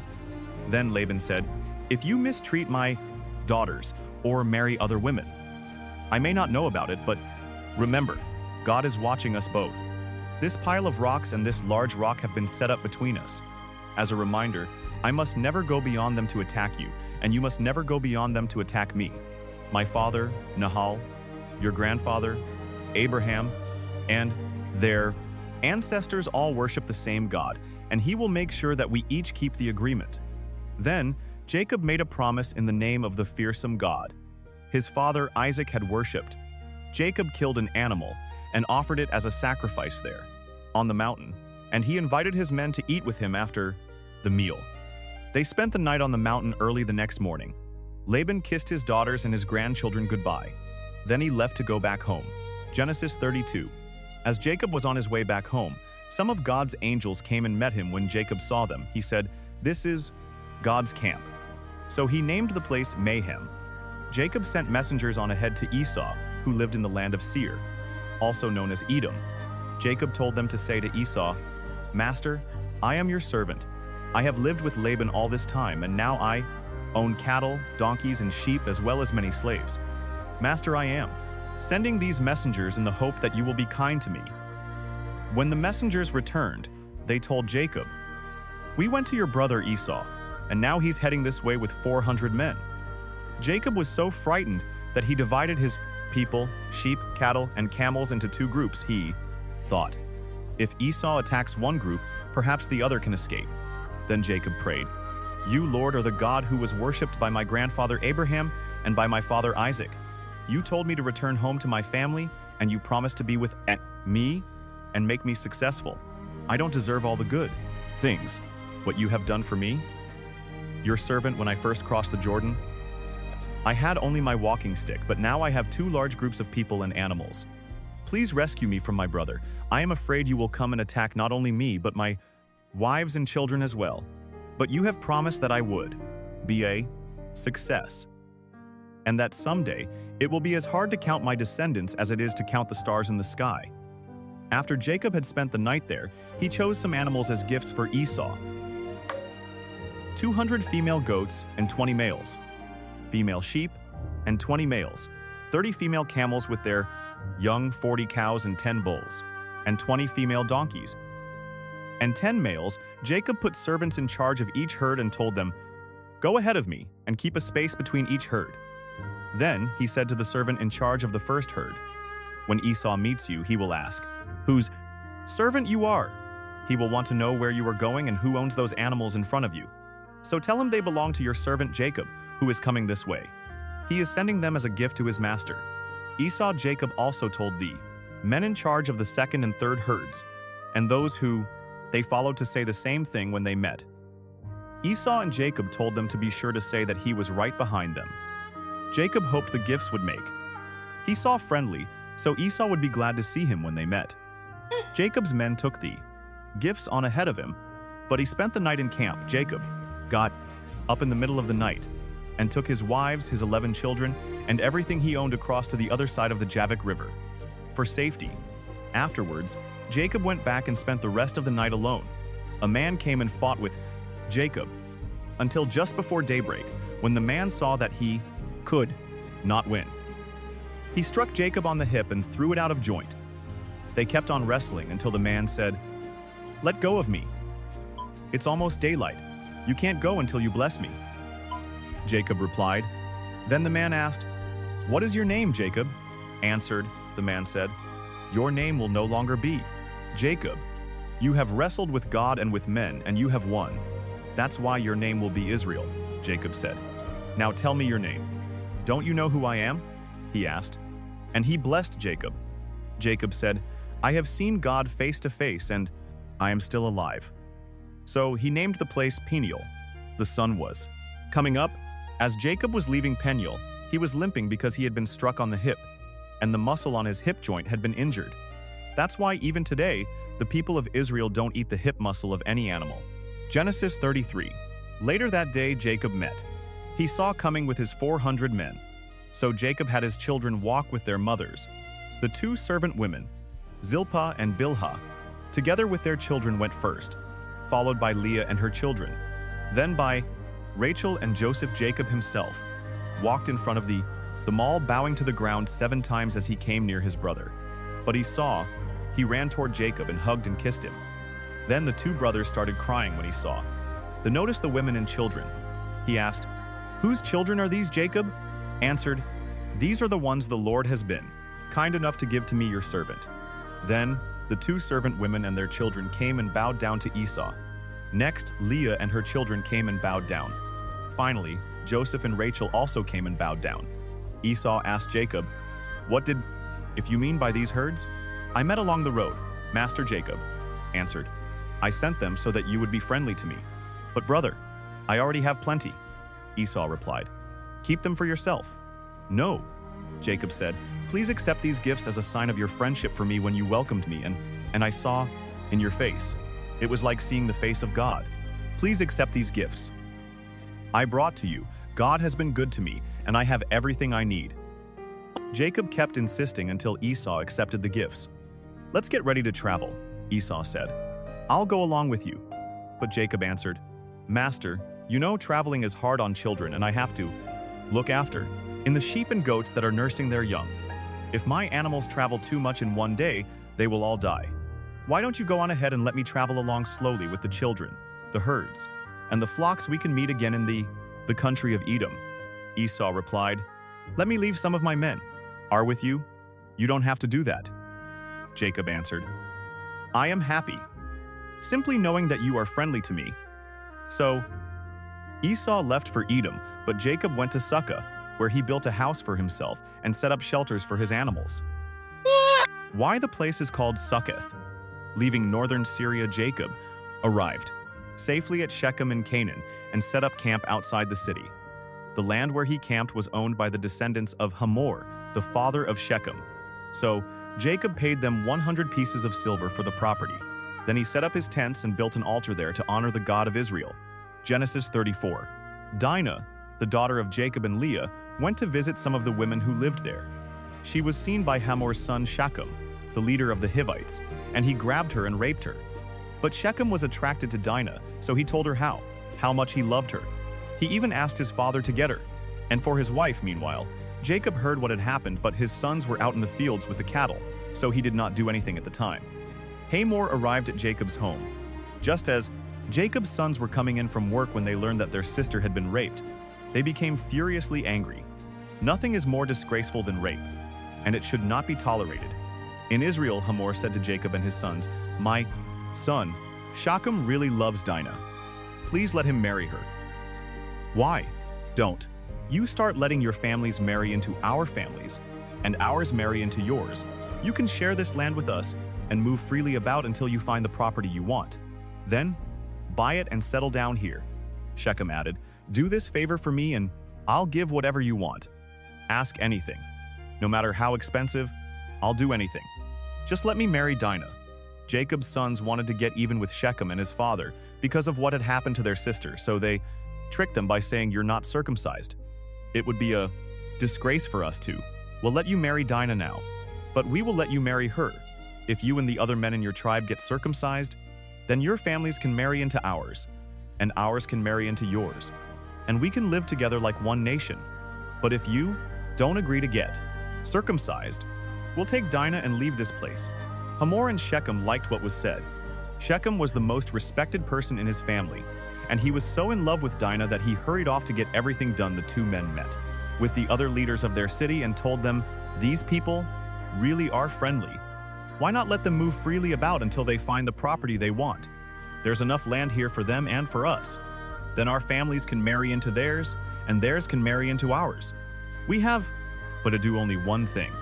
Before they'll agree to stay here and become one nation with us, our men will have to be circumcised like their men. Just think, we'll get their property as well as their flocks and herds. All we have to do is to agree, and they'll live here with us." Every grown man followed this advice and got circumcised 3 days later. The men who had been circumcised were still weak from pain. So Simeon and Levi, two of Dinah's brothers, attacked with their swords and killed every man in town, including Hamor and Shechem. Then they took Dinah and left. Jacob's other sons came and took everything they wanted. All this was done because of the horrible thing that had happened to their sister. They took sheep, goats, donkeys, and everything else that was in the town or the fields after. Taking everything of value from the houses, they dragged away the wives and children of their victims. Jacob said to Simeon and Levi, "Look what you've done now. I'm in real trouble with the Canaanites and Perizzites who live around here. There aren't many of us, and if they attack, they'll kill everyone in my household." They answered, "Was it right to let our own sister be treated that way?" Genesis 35, God told Jacob, "Return to Bethel, where I appeared to you when you were running from your brother Esau. Make your home there and build an altar for me." Jacob said to his family and to everyone else who was traveling with him, "Get rid of your foreign gods then. Make yourselves acceptable to worship God and put on clean clothes afterwards. We'll go to Bethel. I will build an altar there for God, who answered my prayers when I was in trouble and who has always been at my side." So everyone gave Jacob their idols and their earrings, and he buried them under the oak tree near Shechem. While Jacob and his family were traveling through Canaan, God terrified the people in the town so much that no one dared bother them. Finally, they reached Bethel, also known as Luz. Jacob built the altar there and called it God of Bethel, because that was the place where God had appeared to him when he was running from Esau. While they were there, Rebekah's personal servant Deborah died. They buried her under an oak tree and called it Weeping Oak. After Jacob came back to the land of Canaan, God appeared to him again. This time, he gave Jacob a new name and blessed him by saying, "I am God all-powerful, and from now on your name will be Israel. Instead of Jacob, you will have many children. Your descendants will become nations, and some of the men as your family will even be kings. I will give you the land that I promised Abraham and Isaac, and it will belong to your family forever." After God had gone, Jacob set up a large rock so that he would remember what had happened there. Then he poured wine and olive oil on the rock to show that it was dedicated to God, and he named the place Bethel Jacob. And his family had left Bethel and were still a long way from Ephrath when the time came for Rachel's baby to be born. She was having a rough time, but the woman who was helping her said, "Don't worry, it's a boy." Rachel was at the point of death, and right before dying, she said, "I'll name him Benoni." But Jacob called him Benjamin. Rachel was buried beside the road to Ephrath, which is also called Bethlehem. Jacob set up a tombstone over her grave, and it is still there. Jacob, also known as Israel, traveled to the south of Eder Tower, where he set up camp during their time there. Jacob's oldest son Reuben slept with Bilhah, who was one of Jacob's other wives, and Jacob found out about it. Jacob had 12 sons while living in northern Syria. His firstborn Reuben was the son of Leah, who later he gave birth to Simeon, Levi, Judah, Issachar, and Zebulun. Leah's servant Zilpah had 2 sons, Gad and Asher. Jacob and his wife Rachel had Joseph and Benjamin. Rachel's servant woman, Bilhah, had 2 more sons, Dan and Naphtali. Jacob went to his father, Isaac, at Hebron, also called Mamre or Kiriath Arba, where Isaac's father, Abraham, had lived as a foreigner. Isaac died at the ripe old age of 180. Then his sons Esau and Jacob buried him. Genesis 36. Esau, also known as Edom, had many descendants. He married 3 Canaanite women. The first was Adah, the daughter of Elon, the Hittite. The second was Aholibamah, the daughter of Anah, and the granddaughter of Zibeon, the Hivite. The third was Basemath, who was Ishmael's daughter, and Nebaioth, sister Esau. And his 3 wives had 5 sons. While in Canaan, Adah's son was Eliphaz, Basemath's son. He was Reuel. Aholibamah's 3 sons were Jewish, Jalon and Korah. Esau took his children and wives, his relatives and servants, his animals and possessions he had gotten while in Canaan, and moved far from Jacob. He did this because the land was too crowded and could not support him and his brother, with their flocks and herds. That's why Esau made his home in the hill country of Seir. Esau lived in the hill country of Seir and was the ancestor of the Esau. Had 3 wives, Adah, Basemath, and Aholibamah. Here is a list of his descendants. Esau and Adah had a son named Eliphaz, whose sons were Teman, Omar, Zepho, Gatham, and Kenas. Timnah was the other wife of Esau's son Eliphaz, and she had a son named Amalek. Esau and Basemath had a son named Reuel, whose sons were Nahath, Zerah, Shammah, and Mizah. Esau and Aholibamah had 3 sons, Jeush, Jalam, and Korah. Esau and Adah's oldest son was Eliphaz, and the clans that descended from him were Timon, Omar, Zepho, Kenas, Korah, Gatum, and Amalek. These and Esau's other descendants lived in the land of Edom. The clans that descended from Esau and Basemath's son Reuel were Nahath, Zerah, Shammah, and Mizah. The clans that descended from Esau and to Aholibamah, the daughter of Ainah, were Jehosh, Jalam, and Korah. All of these clans descended from Esau, who was known as Edom. Seir was from the Horite tribe that lived in Edom before, in the time of Esau. The clans that had descended from him were Lotan, Chobal, Zibeon, Anah, Dashon, Ezer, and Dashon. Lotan's sons were Horai and Heman. His sister was Timnah. Shobo's sons were Alvan, Manahath, Ebal, Shepho, and Onam. Zibeon's sons were Aiah and Anah. the same Anna who found an oasis in the desert while taking the donkeys of his father out to pasture. Anna's children were Dishon and Aholah. Bama Dishon's sons were Hemdan, Eshban, Ithran, and Kiran. Ezer's sons were Bilhan, Zayavan, and Achan. Dishon's sons were Uzez and Aaron. The clans of the Horites were Lotan, Shobal, Zibeon, Anna, Dishon, Ezar, and Dishon. And they lived in the land of Seir before there were kings in Israel. The following kings ruled Edom, one after another. Bela son of Beor from Dinhaba, Job, son of Zerah from Basra, Husham from the land of Timon-Hadad, son of Badad from Avith. Badad had defeated the Midianites in Moab. Samlah from Masrekah Shaul from the city of Rehoboth, on the Euphrates River Baal. Haman, son of Akbor Hadar, from the city of Pau. His wife Mehetabel was the daughter of Matred and the granddaughter of Mesahab. The clans that descended from Esau took their names from their families and the places where they lived. They are Timnah, Alva, Jetheth, Obama, Elah, Pinan, Kenas, Timon, Mibzar, Magdiel, and Aram. These clans descended from Esau, who was known as Edom, the father of the. They took their names from the places where they settled. Genesis 37. Jacob lived in the land of Canaan, where his father Isaac had lived, and this is the story of his family. When Jacob's son Joseph was 17 years old, then he took care of the sheep with his brothers, the sons of Bilhah and Zelpah, but he was always telling his father all sorts of bad things about his brothers. Jacob loved Joseph more than he did any of his other sons, because Joseph was born after Jacob was very old. Jacob had given Joseph a fancy coat to show that he was his favorite son, and so Joseph's brothers hated him and would not be friendly to him. One day, Joseph told his brothers what he had dreamed, and they hated him even more. Joseph said, "Let me tell you about my dream. We were out in the field, tying up bundles of wheat. Suddenly, my bundle stood up, and your bundles gathered round and bowed down to it." His brothers asked, "Do you really think when you're going to be king and rule over us?" Now, they hated Joseph more than ever because of what he had said about his dream.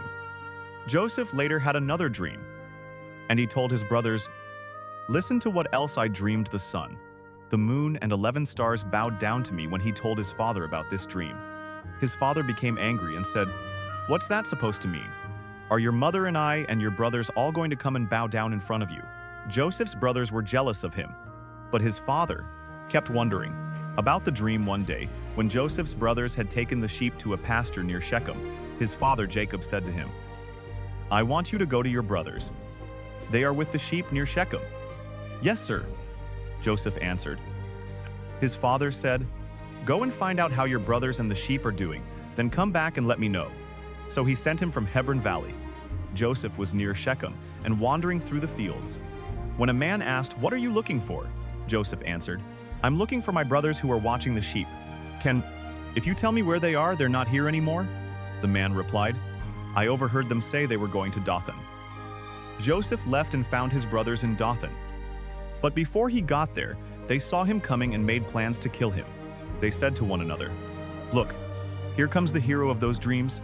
Let's kill him and throw him into a pit and say that some wild animal ate him. Then we'll see what happens to those dreams." Heard this and tried to protect Joseph. And from them, "Let's not kill him," he said. "Don't murder him or even harm him. Just throw him into a dry well." Out here in the desert, Reuben planned to rescue Joseph later and take him back to his father. When Joseph came to his brothers, they pulled off his fancy coat and threw him into a dry well as Joseph's brothers sat down to eat. They looked up and saw a caravan of Ishmaelites coming from Gilead. Their camels were loaded with all kinds of spices that they were taking to Egypt. So Judah said, "What will we gain if we kill our brother and hide his body? Let's sell him to the Ishmaelites and not harm him. After all, he is our brother." And the others agreed.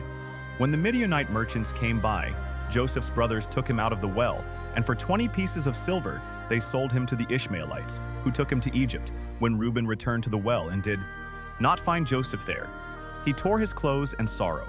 Then he went back to his brothers and said, "The boy is gone. What am I going to do?"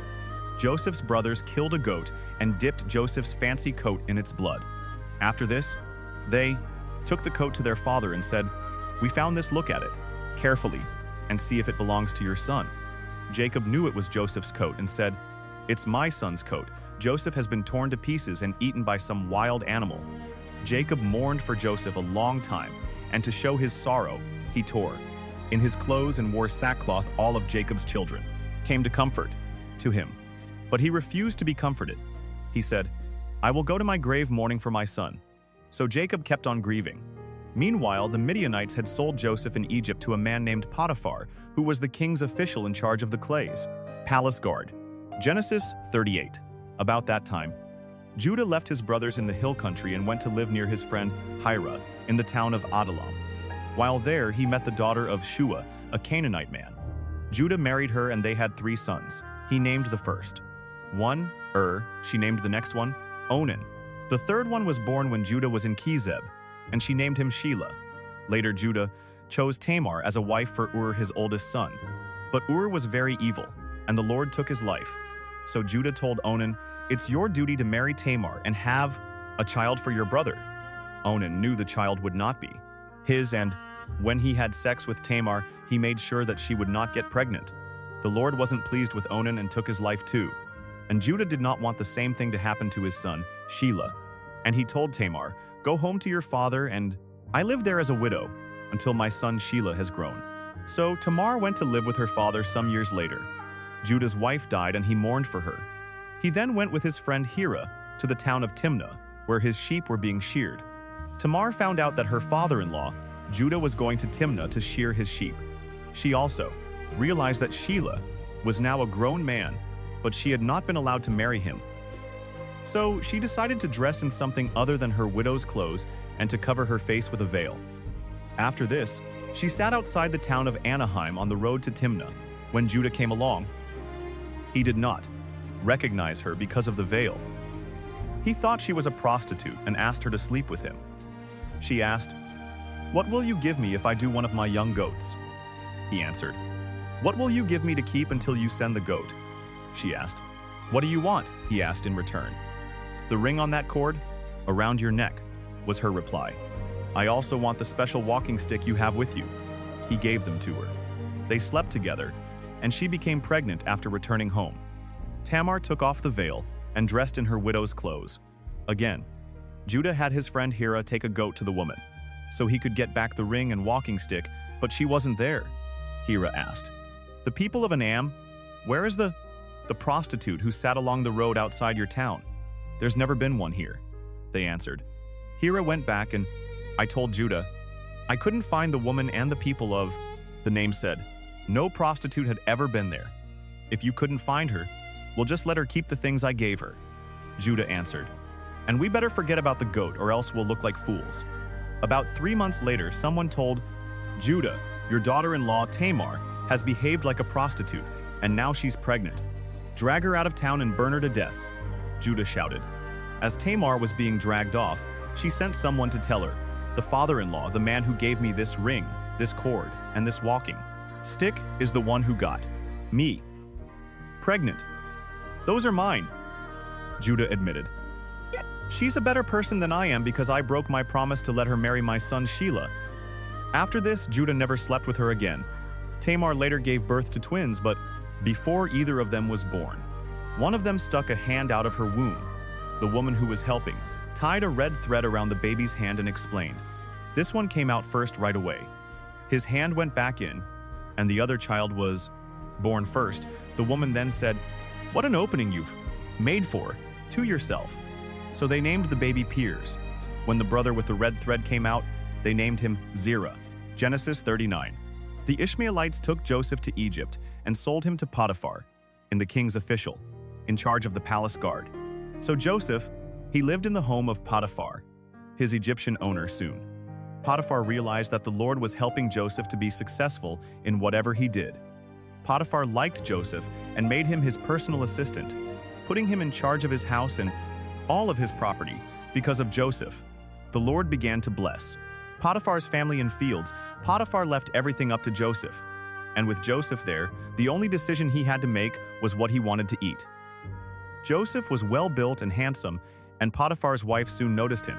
She asked him to make love to her, but he refused and said, "My master isn't worried about anything in his house because he has placed me in charge of everything he owns. No one in my master's house is more important than I am. The only thing he hasn't given me is you, and that's because you're his wife. I won't sin against God by doing the terrible thing as this." She kept begging Joseph day after day, but he refused to do what she wanted or even to go near her. One day, Joseph went to Potiphar's house to do his work, and none of the other servants were there.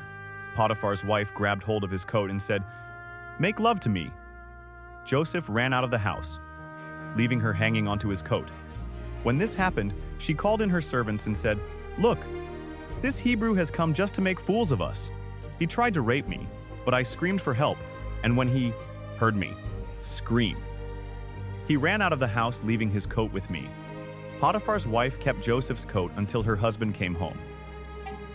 Then she said, "That Hebrew slave of yours tried to rape me, but when I screamed for help, he left his coat and ran out of the house." Potiphar became very angry and threw Joseph in the same prison where the king's prisoners were kept. While Joseph was in prison, the Lord helped him and was good to him. He even made the jailer like Joseph so much that he put him in charge of the other prisoners and of everything that was done in the jail. The jailer did not worry about anything because the Lord was with Joseph and made him successful in all that he did. Genesis 40. While Joseph was in prison, both the king's personal servant and his chief cook made the king angry, so he had them thrown into the same prison. With Joseph, they spent a long time in prison, and Potiphar, the official in charge of the brasses, the palace guard, made Joseph their servant one night. Each of the two men, he had a dream, but their dreams had different meanings. The next morning when Joseph went to see the men, he could tell they were upset, and he asked, "Why are you so worried today? We each had a dream last night." They answered, "And there's no one to tell us what they mean." Joseph replied, "Doesn't God know the meaning of dreams now? Tell me what you dreamed." The king's personal servant told Joseph, "In my dream I saw a vine with 3 branches. As soon as it budded, it blossomed, and its grapes became ripe. I held the king's cup and squeezed the grapes into it. Then I gave the cup to the king." "Joseph," he said, "this is the meaning of your dream? The 3 branches stand for 3 days, and in 3 days the king will pardon you.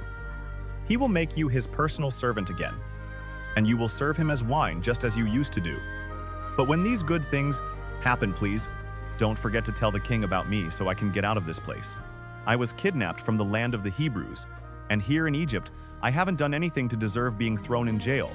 When the chief cook saw that Joseph had given a good meaning to the dream, he told Joseph, "I also had a dream in it.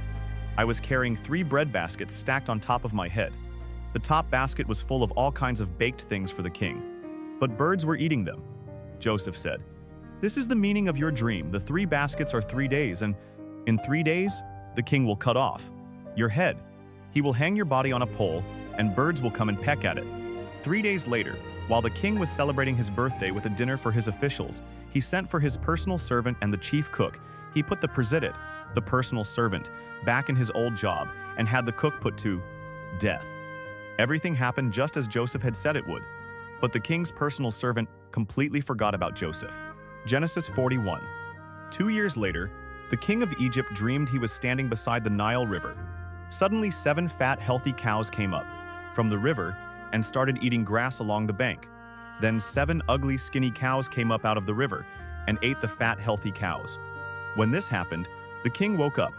The king went back to sleep and had another dream. This time, 7 full heads of grain were growing on a single stalk later. 7 other heads of grain appeared, but they were thin and scorched by the east wind. The thin heads of grain swallowed the 7 full heads again. The king woke up, and it had only been a dream. The next morning, the king was upset, so he called in his magicians and wise men and told them what he had dreamed. None of them could tell him what the dreams meant. The king's personal servant said, "Now I remember what I was supposed to do. When you were angry with me and your chief cook, you threw us both in jail in T121%, the house of the captain of the guard. One night we both had dreams, and each dream had a different meaning.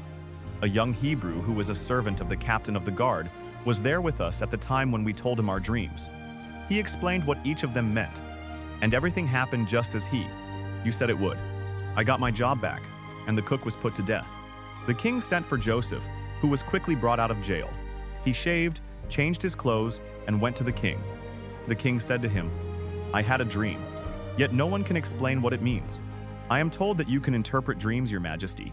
Joseph answered, I can't do it myself, but God can give a good meaning to your dreams.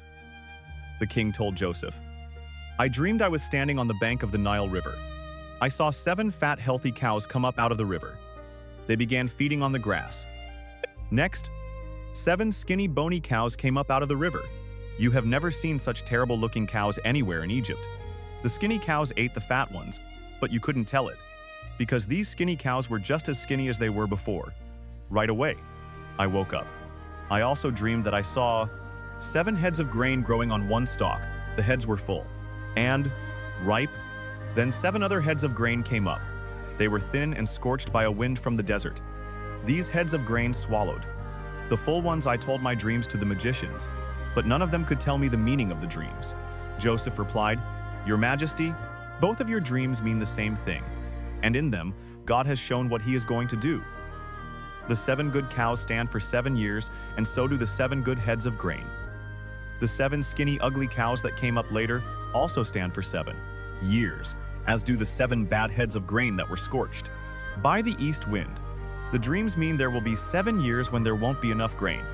It is just as I said. God has shown what he intends to do for 7 years. Egypt will have more than enough grain, but that will be followed by 7 years when there won't be enough. The good years of plenty will be forgotten, and everywhere in Egypt people will be starving. The famine will be so bad that no one will remember that once there had been plenty. God has given you 2 dreams to let you know that he has definitely decided to do this, and that he will do it soon, Your Majesty. You should find someone who is wise and will know what to do, so that you can put him in charge of all Egypt.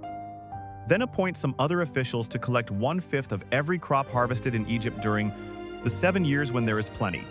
Give them the power to collect the grain during those good years, and to store it in your cities. It can be stored until it is needed during the 7 years, when there won't be enough grain in Egypt. This will keep the country from being destroyed. Because of the lack of food, the king and his officials, I liked this plan. So the king said to them, No one could possibly handle this better than Joseph, since the Spirit of God is with him. The king told Joseph, God is the only one who has shown you these things. No one else is as wise as you are, or knows as much as you do. I'm putting you in charge of my palace, and everybody will have to obey you. No one will be over you except me. You are now governor of all Egypt. Then the king took off his royal ring and put it on Joseph's finger. He gave him fine clothes to wear and placed a gold chain around his neck. He also let him ride in the chariot next to his own. And people shouted, Make way for Jersey, so Joseph was governor of Egypt. The king told Joseph, Although I'm king, no one in Egypt is to do anything without your permission. He gave Joseph the Egyptian name, Zaphanath-Paneah, and he let him marry Asenath, the daughter of Potiphera, a priest in the city of Heliopolis. Joseph traveled all over Egypt. Joseph was 30 when the king made him governor, and he went everywhere for the king for 7 years. There were big harvests of grain Joseph collected and stored up in the extra grain in the cities of Egypt, near the fields where it was harvested. In fact, there was so much grain that they stopped keeping record, because it was like counting the grains of sand along the beach. Joseph and his wife had 2 sons before the famine began. Their first son was named Manasseh, which means God has let me forget all my troubles and my family back home. His second son was named Ephraim, which means God has made me a success in the land where I suffered. Egypt's 7 years of plenty came to an end, and the 7 years of the famine began just as Joseph had said. There was not enough food in other countries, but all over Egypt there was plenty. When the famine finally struck Egypt, the people asked the king for food, but he said, Go to Joseph and do what he tells you to do. The famine became bad everywhere in Egypt. So Joseph opened the storehouses and sold the grain to the Egyptians. People from all over the world came to Egypt because the famine was severe in their countries. Genesis 42, When Jacob found out there was grain in Egypt, he said to his sons, "Why are you just sitting here staring at one another? I have heard there is grain in Egypt. Now go down and buy some so we won't starve to death." 10 of the brothers went to Egypt to buy grain, but Jacob did not send Joseph's younger brother, Benjamin, with them. He was afraid that something might happen to him. So Jacob's sons joined others from Canaan who were going to Egypt because of the terrible famine, since Joseph was governor of Egypt and in charge of selling grain. His brothers came to him and bowed with their faces to the ground. They did not recognize Joseph, but right away he knew who they were, though he pretended not to know. Instead, he spoke harshly and asked, "Where do you come from?" "From the land of Canaan," they answered. "We've come here to buy grain." Joseph remembered what he had dreamed about them and said, "You're spies. You've come here to find out where our country is weak." "No, sir," they replied. "We're your servants, and we have only come to buy grain. We're honest men, and we come from the same family. We're not spies." "That isn't so," Joseph insisted. "You've come here to find out where our country is weak." "But," they explained, "Sir, we come from a family of 12 brothers. The youngest is still with our father in Canaan, and one of our brothers is dead." Joseph replied, "It's just like I said. You're spies, and I'm going to find out who you really are. I swear by the life of the king that I won't leave this place until your youngest brother comes here. Choose one of you to go after your brother, while the rest of you stay here in jail. If that will show whether you are telling the truth. But if you are lying, I swear by the life of the king that you are." Spies Joseph kept them all under guard, and for 3 days before saying to them, "Since I respect God, I'll give you a chance to save your lives if you are honest men. One of you must stay here in jail, and the rest of you can take the grain back to your starving families. But you must bring your youngest brother to me. Then I'll know that you are telling the truth, and you won't be put to death." Joseph's brothers agreed, and said to one another, "We're being punished because of Joseph. We saw is the trouble he was in, but we refused to help him when he begged us. That's why these terrible things are happening." Reuben spoke up. "Didn't I tell you not to harm the boy? But you wouldn't listen. And now we have to pay the price for killing him." They did not know that Joseph could understand them since he was speaking through an interpreter. Joseph turned away from them and cried, but soon he turned back and spoke to them again. Then he had Simeon tied up and taken away. While they watched, Joseph gave orders for his brothers' grain sacks to be filled with grain and for their money to be put in their sacks. He also gave orders for them to be given food for their journey home. After this was done, they each loaded the grain on their donkeys and left. When they stopped for the night, one of them opened his sack to get some grain for his donkey, and right away he saw his money back. "Here's my money," he told his brothers, "right here in my sack." They were trembling with fear after this was done, they each loaded the grain on their donkeys and left. When they stopped for the night, one of them opened his sack to get some grain for his donkey, and right away he saw his money back. "Here's my money," he told his brothers, "right here in my sack." They were trembling with fear as they stared at one another and asked themselves, "What has God done to us?" When they returned to the land of Canaan, they told their father Jacob everything that had happened to them. "The governor of Egypt was rude and treated us like spies. But we told him, we're honest men, not spies. We come from a family of 12 brothers. The youngest is still with our father and Canaan, and the other is dead.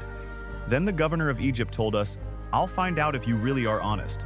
Leave one of your brothers here with me while you take the grain to your starving families, but bring your youngest brother to me, so I can be certain that you are honest men and not spies. After that, I'll let your other brother go free, and you can stay here and trade.' When the brothers started emptying their sacks of grain, they found their money bags in them. They were frightened, and so was their father, Jacob, who said, 'You have already taken my sons Joseph and Simeon from me, and now you want to take away Benjamin. Everything is against me.' Reuben spoke up, 'Father, if I don't bring Benjamin back, you can kill both of my sons. Trust me with him, and I will bring him back.' But Jacob said, 'I won't let my son Benjamin go down to Egypt with the rest of you. His brother is already dead, and he is the only son I have left. I am an old man, and if anything happens to him on the way, I'll die from sorrow, and all of you will be to blame.' Genesis 43. The famine in Canaan got worse, until finally Jacob's family had eaten all the grain they had bought in Egypt. So Jacob said to his sons, "Go back and buy some more grain." Judah replied, "The governor strictly warned us that we would not be allowed to see him unless we brought our youngest brother with us. If you let us take Benjamin along, we will go and buy grain." "But we won't go without him," Jacob asked. "Why did you cause me so much trouble by telling the governor? You had another brother." They answered, "He asked a lot of questions about us and our family. He wanted to know if you were still alive and if we had any more brothers. All we could do was answer his questions. How could we know he would tell us to bring along our brother?" Then Judah said to his father, "Let Benjamin go with me, and we will leave right away so that none of us will starve to death. I promise to bring him back safely, and if I don't, you can blame me as long as I live. If we had not wasted all this time, we could already have been there and back twice." The father said, "If Benjamin must go with you, take the governor, a gift of some of the best things from our own country, such as perfume, honey, spices, pistachio nuts, and almonds. Also take along twice the amount of money for the grain, because it must have been some mistake when the money was put back in. Your sacks. Take Benjamin with you and leave right away. When you go in to see the governor, I pray that God all-powerful will be good to you, and that the governor will let your other brother and Benjamin come back home with you. If I must lose my children, I suppose I must." The brothers took the gifts twice, the amount of money and Benjamin. Then they hurried off to Egypt. When they stood in front of Joseph, he saw Benjamin and told the servant in charge of his house, "Take these men to my house, slaughter an animal and cook it so they can eat with me at noon." The servant did as he was told and took the brothers to Joseph's house. But on the way, they got worried and started thinking, "We are being taken there because of the money that was put back in our sacks last time. He will arrest us, make us his slaves, and take our donkeys." So when they arrived at Joseph's house, they said to the servant in charge, "Sir, we came to Egypt once before to buy grain. But when we stopped for the night, we each found in our grain sacks the exact amount we'd paid. We've brought that money back together, that with enough money to buy more grain. We don't know who put the money in our sacks." "It's all right," the servant replied. "Don't worry. The God you and your father worship must have put the money there because I received our payment in full." Then he brought Simeon out to them, the servant, took them into the Joseph's house, and gave them water to wash their feet. He also tended their donkeys. The brothers got their gifts ready to give to Joseph at noon, since they had heard they were going to eat there. When Joseph came home, they gave him the prosable jave and a malaf, gifts they had brought, and they bowed down to him. After Joseph had asked how they were, he said, "What about your elderly father? Is he still alive?" They answered, "Your servant. Our father is still alive and well." And again they bowed down to Joseph. When Joseph looked around and saw his brother, "Benjamin," he said, "this must be your youngest brother, the one you told me about. God bless you, my son," right away. He rushed off to his room and cried because of his love for Benjamin. After washing his face and returning, he was able to control himself and said, "Serve the meal." Joseph was served at a table by himself, and his brothers were served at another. The Egyptians sat at yet another table, because Egyptians felt it was disgusting to eat with Hebrews. To the surprise of Joseph's brothers, they were seated in front of him, according to their ages, from the oldest to the youngest. They were served food from Joseph's table, and Benjamin was given 5 times as much as each of the others. So Joseph's brothers drank with him and had a good time. Genesis 44. Later, Joseph told the servant in charge of his house, "Fill the men's grain sacks with as much as they can hold, and put their money in the sacks. Also put my silver cup in the sack of the youngest brother." And the servant did as he was told. Early the next morning, the men were sent on their way with their donkeys, but they had not gone far from in the city. When Joseph told the servant, "Go after those men when you catch them. Say, 'My master has been good to you, so why have you stolen his silver cup?' Not only does he drink from his cup, but he also uses it to learn about the future. You have done a terrible thing." When the servant caught up with him, he said exactly what Joseph had told him to say. But they replied, "Sir, why do you say such things? We would never do anything like that. We even returned the money we found in our grain sacks when we got back to Canaan. So, why? Who would we want to steal any silver or gold from your master's house? If you find that one of us has the cup, then kill him." and the rest of us will become your slaves." "Good," the man replied. "I'll do what you have said, but only the one who has a cup will become my slave. The rest of you can go free." Each of the brothers quickly put his sack on the ground and opened it. Joseph's servant started searching the sacks, beginning with the one that belonged to the oldest brother. When he came to Benjamin's sack, I found the cup. This upset the brothers so much that they began tearing their clothes in sorrow. Then they loaded their donkeys and returned to the city. When Judah and his brothers got there, Joseph was still at home, so they bowed down to Joseph, who asked them, "What have you done? Didn't you know? I could find out so." "What can we say?" Judah replied. "How can we prove we are innocent? God has shown that we are guilty, and now all of us are your slaves, especially the one who had the cup." Joseph told them, "I would never punish all of you. Only the one who I caught with the cup will become my slave. The rest of you are free to go home to your father." Judah went over to Joseph and said, "Sir, you have as much power as the king himself, and I am only your slave. Please don't get angry if I speak. You asked us if our father was still alive and if we had any more brothers. So we told you, our father is a very old man. In fact, he was already old when Benjamin was born. Benjamin's brother is dead now. Benjamin is the only one of the 2 brothers who is still alive, and our father loves him very much. When you ordered us to bring him here so you could see him for yourself, we told you that our father would die if Benjamin left him, but you warned us that we could never see you again unless our youngest brother came with us. So we returned to our father and reported what you had said. Later, our father told us to come back here and buy more grain, but we answered, 'And we can't go back to Egypt without our youngest brother. We will never be let in to see the governor unless he is with us.' Sir, our father then reminded us that his favorite wife had given birth to 2 sons. One of them was already missing and had not been seen for a long time. My father thinks the boy was torn to pieces by some wild animal. And he said, 'I am an old man. If you take Benjamin from me, and something happens to him, I will die of a broken heart. That's why Benjamin must be with us. When I go back to my father, he loves him so much and that he will die. If Benjamin doesn't come back with me, I promised my father that I would bring him safely home. If I don't, I told my father, he could blame me the rest of my life, sir. I am your slave. Please let me stay here in place of Benjamin and let him return home with his brothers. How can I face my father if Benjamin isn't with me? I couldn't bear to see my father in such sorrow."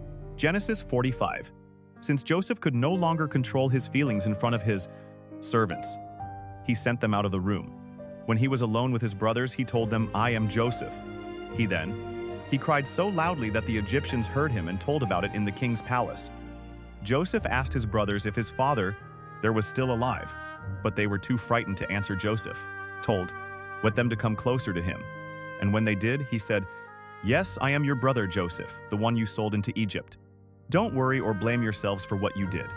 God is the one who sent me ahead of you to save lives. There has already been a famine for 2 years, and for 5 more years, no one will plow fields or harvest grain. But God sent me on ahead of you to keep your families alive and to save you in this wonderful way. After all, you weren't really the ones who sent me here. It was God. He made me the highest official in the king's court and placed me over all Egypt. Now, hurry back and tell my father that his son Joseph says, 'God has made me ruler of Egypt. Come here as quickly as you can. You will live near me in the region of Goshen with your children and grandchildren, as well as with your sheep, goats, cattle, and everything else you own. I will take care of you there during the next 5 years of famine. But if you don't come, you and your family and your animals will starve to death. All of you, including my brother Benjamin, can tell by what I have said that I really am Joseph. Tell my father about my great power here in Egypt and about everything you have seen. Hurry and bring him here.' Joseph and Benjamin hugged each other and started crying. Joseph was still crying as he kissed each of his other brothers. After this, they started talking with Joseph. When it was told in the palace that Joseph's brothers had come, the king and his officials were happy. So the king said to Joseph, 'Tell your brothers to load their donkeys and return to Canaan. Have them bring their father and their families here. I will give them the best land in Egypt, and they can eat and enjoy everything that grows on it. Also tell your brothers, Know to take some wagons from Egypt for their wives and children to ride in, and be sure to have them bring their father. They can leave their possessions behind, because they will be given the best of everything in Egypt." Jacob's sons agreed to do what the king I had said, and Joseph gave them wagons and food for their trip home. Just as the king had ordered, Joseph gave some new clothes to each of his brothers, but to Benjamin he gave 5 new outfits and 300 pieces of silver to his father. He sent 10 donkeys loaded with the best things in Egypt, and 10 other donkeys loaded with grain and bread and other food for the return trip. Then he sent his brothers off and told them, "Don't argue on the way home." Joseph's brothers left Egypt, and when they arrived in Canaan, they told their father that Joseph was still alive and was the ruler of Egypt. But their father was so surprised that he could not believe them. Then they told him everything Joseph had said. When he saw the wagons Joseph had sent, he felt much better and said, "Now I can believe you, my son. Joseph must really be alive, and I will get to see him before I die." Genesis 46. Jacob packed up everything he owned and left for Egypt. On the way, he stopped near the town of Beersheba and offered sacrifices to the God his father, Isaac, had worshipped that night. God spoke to him and said, "Jacob, Jacob." "Here I am." "Jacob," answered God, said, "I am God, the same God your father worshipped. Don't be afraid to go to Egypt. I will give you so many descendants that one day they will become a nation. I will go with you to Egypt, and later I will bring your descendants back here. Your son Joseph will be at your side when you die." Jacob and his family set out from Beersheba and headed for Egypt. His sons put him in the wagon that the king had sent for him, and they put their small children and their wives in the other wagons.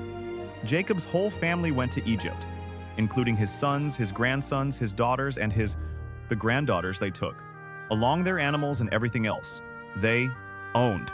When Jacob went to Egypt, his children, who were born in northern Syria, also went along with their families. Jacob and his wife Leah had a total of 33 children, grandchildren, and great-grandchildren. But 2 of their grandchildren had died in Canaan. Their oldest son Reuben took his sons, Hanukkah, Palu, Hezron, and Carmine. Their son Simeon took his sons, Jamuel, Jamin, Ohad, Jachin, Zohar, and Shaw, whose mother was a Canaanite. Their son Levi took his sons, Gershon, Kohath, and Merari. Their son Judah took his sons Shelah and Zerah, Judah's sons. Ur and Onan had died in Canaan. Judah's son Perez took his sons, Hezron and Hamel. Their son Issachar took his sons Tolapuvah, Jashub, and Shimron. Their son Zebulun took his sons Sered, Elon, and Jaleel, their daughter Dinah. Also went Jacob and Zilpah, the servant woman. Laban had given his Nargad Aster Brown. Daughter Leah had a total of 16 children, grandchildren, and great-grandchildren. Their son Gad took his sons, Ziphion, Haggai, Shunai, Esbon, Eri. Arodai and Areli, their son Asher, took his sons Imnah, Ishvai, and Beriah, who took his sons Heber and Malchiel. Sirah, the daughter of Asher, also went. Jacob and Rachel had 14 children and grandchildren. Their son, Joseph, was already in Egypt, where he had married Asenath, daughter of Potipharah, the priest of Heliopolis. Joseph and Asenath had 2 sons, Manasseh and Ephraim. Jacob and Rachel's son Benjamin took his sons Bela, Becher, Ashbal, Gera, Naaman, Ehi, Rash, Muppim, Happam, and Ard. Jacob and Bilhah. The servant woman, Laban, had given his daughter Rachel had 7 children and grandchildren. Their son Dan took his son, Husham. Their son Naphtali took his sons, Jaziel, Gunai, Gezer, and Shalom. 66 members of Jacob's family went to Egypt with him, not counting his daughters-in-law. Jacob's 2 grandsons who were born there made it a total of 70 members of Jacob's family in Egypt. Jacob had sent his son Judah ahead of him to ask Joseph to meet them in Goshen. So Joseph got in his chariot and went to meet his father. When they met, Joseph hugged his father around the neck and cried for a long time. Jacob said to Joseph, "Now that I have seen you, I know you are still alive. I am ready to die." Then Joseph said to his brothers and to everyone who had come with them, I must go and tell the king that you have arrived from Canaan. I will tell them that you are shepherds, and that you have brought your sheep, goats, cattle, and everything else you own. The king will call you in and ask you what you do for a living when he does. Be sure to say we are shepherds. Our families have always raised sheep. If you tell him this, he will let you settle in the region of Goshen. Joseph wanted them to say this to the king because the Egyptians did not like to be around anyone who raised sheep. Genesis 47. Joseph took his 5 brothers to the king and told him, "My father and my brothers have come from Canaan. They have brought their sheep, goats, cattle, and everything else they own to the region of Goshen." Then he introduced his brothers to the king, who asked them, "What do you do for a living, sir?" "We are shepherds," was their answer. "Our families have always raised sheep, but in our country all the pastures are dried up, and our sheep have no grass to eat. So we, your servants, have come here. Please let us live in the region of Goshen." The king said to Joseph, "It's good that your father and brothers, they have arrived. I will let them live anywhere they choose in the land of Egypt. But I suggest that they settle in Goshen, the best part of our land. I would also like for your finest shepherds to watch after my own sheep and goats." Then Joseph brought his father Jacob and introduced him to the king. Jacob gave the king his blessing, and the king asked him, "How old are you?" Jacob answered, "I have lived only 130 years, and I've had to move from place to place. My grandparents, also had to move from place to place. But he lived much longer, and their life was not as hard as mine." Then Jacob gave the king his blessing once again, and left Joseph, obeyed the king's orders, and gave his father and brothers some of the best land in Egypt near the city of Ramses.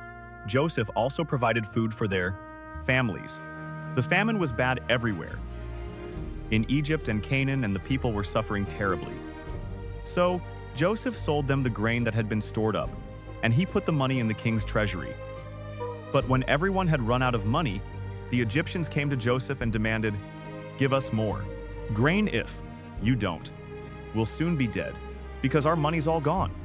"If you don't have any money," Joseph answered, "give me your animals and I'll let you have some grain from then on." They brought him their horses and donkeys and their sheep and goats in exchange for grain.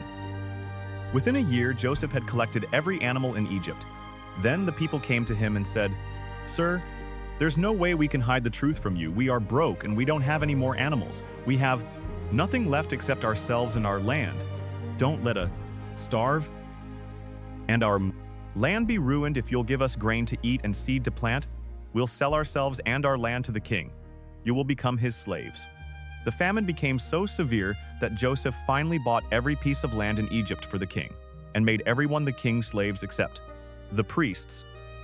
The king gave the priests a regular food allowance, so they did not have to sell their land. Then Joseph said to the people, "You and your land now belong to the king. I am giving you seed to plant, but 1/5 of your crops must go to the king. You can keep the rest as seed or as food for, and your families, sir. You have saved our lives." They answered, "We are glad to be slaves of the king." Then Joseph made a law that 1/5 of the harvest would always belong to the king. Only the priests did not lose their land. The people of Israel made their home with the land of Goshen, where they became prosperous and had large families. Jacob himself lived there for 17 years before dying at the age of 147. When Jacob knew he did not have long to live, he called in Joseph and said, "If you really love me, you must make a solemn promise not to bury me in Egypt. Instead, bury me in the place where my ancestors are buried. I will do what you have asked." Joseph answered, "Will you give me your word?" Jacob asked. "Yes, I will." Joseph promised. After this, Jacob bowed down and prayed at the head of his bed. Genesis 48. Joseph was told that his father, Jacob, had become very sick, so Joseph went to see him and took along his 2 sons, Manasseh and Ephraim. When Joseph arrived, someone told Jacob, "Your son Joseph has come to see you." Jacob sat up in bed, but we took almost all his strength. Jacob told Joseph, "God, all-powerful, appeared to me at Luz in the land of Canaan, where he gave me his blessing and promised, 'I will give you a large family with many descendants that will grow into a nation, and I am giving you this land that will belong to you and your family forever.'" Then Jacob went on to say, "Joseph, your 2 sons, Ephraim and Manasseh, were born in Egypt, but I accept them as my own. just as Reuben and Simeon are mine. Any children you have later will be considered yours, but their inheritance will come from Ephraim and Manasseh. Unfortunately, your mother, Rachel, died in Canaan after we had left northern Syria and before we reached Bethlehem, and I had to bury her along the way. Jacob was very old and almost blind. He did not recognize the two boys. And so, he asked Joseph, "Who are these boys?" Joseph answered, "They are my sons. God has given them to me here in Egypt. Bring them to me." Jacob said, "I want to give them my blessing." Joseph brought the boys to him, and he hugged and kissed them. Jacob. I turned to Joseph and told him, "For many years I thought you were dead, and that I would never see you again. But now, God has even let me live to see your children." Then, Joseph made his sons move away from Jacob's knees, and Joseph bowed down in front of him with his face to the ground after Joseph got up. Sons over to Jacob again. He led his younger son Ephraim to the left side of Jacob, and his older son, Manasseh, to the right. But before Jacob gave them his blessing, he crossed his arms, putting his right hand on the head of Ephraim and the left hand on the head of Manasseh. Then he gave Joseph his blessing and said, "My grandfather Abraham and my father Isaac worshipped the Lord God. He has been with me all my life, and his angel has kept me safe now. I pray that he will bless these boys, and that my name and the names of Abraham and Isaac will live on because of him. Ask God to give them many children and many descendants as well." Joseph did not like it when he saw his father place his right hand on the head of the younger son. So he tried to move his father's right hand from Ephraim's head and place it on Manasseh. Joseph said, "Father, you have made a mistake. This is the older boy. Put your right hand on him." But his father said, "Son, I know what I am doing. It's true that Manasseh's family will someday become a great nation, but Ephraim will be even greater than Manasseh because his descendants will become many great nations." Jacob told him that in the future, the people of Israel would ask God's blessings on one another by saying, "I pray for God to bless you as much as he blessed Ephraim and Manasseh." Jacob put Ephraim's name, first to show that he would be greater. Then Manasseh. After that, Jacob said, "Joseph, you can see that I won't live much longer, but God will be with you and will lead you back to the land he promised our family long ago. Meanwhile, I'm giving you the hillside I captured from the Amorites." Genesis 49. Jacob called his sons together and said, "My sons, I am Jacob, your father, Israel. Come, gather around as I tell your future. Reuben, you are my oldest. Born at the peak of my powers, you were an honored leader. Uncontrollable as a flood you slept with my wife and disgraced my bed, so you no longer deserve the place of honor. Sabian and Levi, you are brothers, each a gruesome sword. I never want to take part in your plans or deeds. You slaughtered people in your anger, and you crippled cattle for no reason. No, I place a curse on you. Because of your fierce anger, your descendants will be scattered among the tribes of Israel. Judah, you will be praised by your brothers. They will bow down to you as you defeat your enemies. My son, you are a lion ready to eat your victim. You are terribly fierce. No one will bother you. You will have power and rule until nations obey you and come bringing gifts, and you will tie your donkey to a choice grapevine and wash your clothes in wine from those grapes. Your eyes are darker than wine, in your teeth whiter than milk. Sepulon, you will settle along the seashore and provide safe harbors as far north as Sidon. He's a car. You are a strong donkey resting in the meadows. You found them so pleasant that you worked too hard and it became a slave. Dan, you are the tribe that will bring justice. 2 text, Israel, you are a snake that bites the heel of a horse, making its rider full. O Lord, I am waiting for you to save us. God, you will be attacked. Then attack your attackers. Asha, you will eat food. Fancy enough for a king. Love to lie, you are a wild deer with lovely thorns. Joseph, you are a fruitful vine, growing near a stream and climbing a wall. Enemies attacked with arrows, refusing to show mercy, but you stood your ground swiftly, shooting back with the help of Jacob's God, the all-powerful one.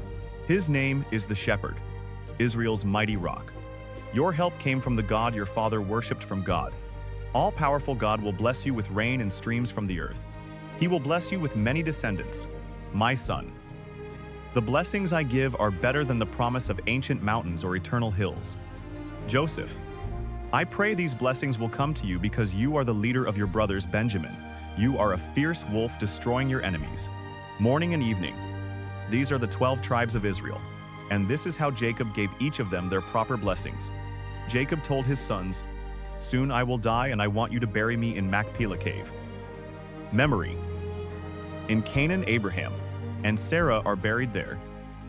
And so are Isaac and Rebekah. I buried Leah there too. Both the cave and the land that goes with it were bought from the Hittites.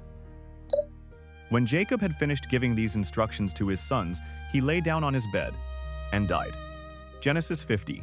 Joseph started crying, then leaned over to hug and kiss his father. Joseph gave orders for Jacob's body to be embalmed, and it took the usual 40 days. The Egyptians mourned.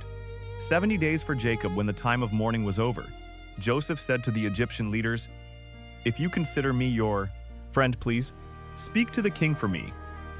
Just before my father died, he made me promise to bury him in his burial cave in Canaan. If the king will give me permission to go, I will come back here.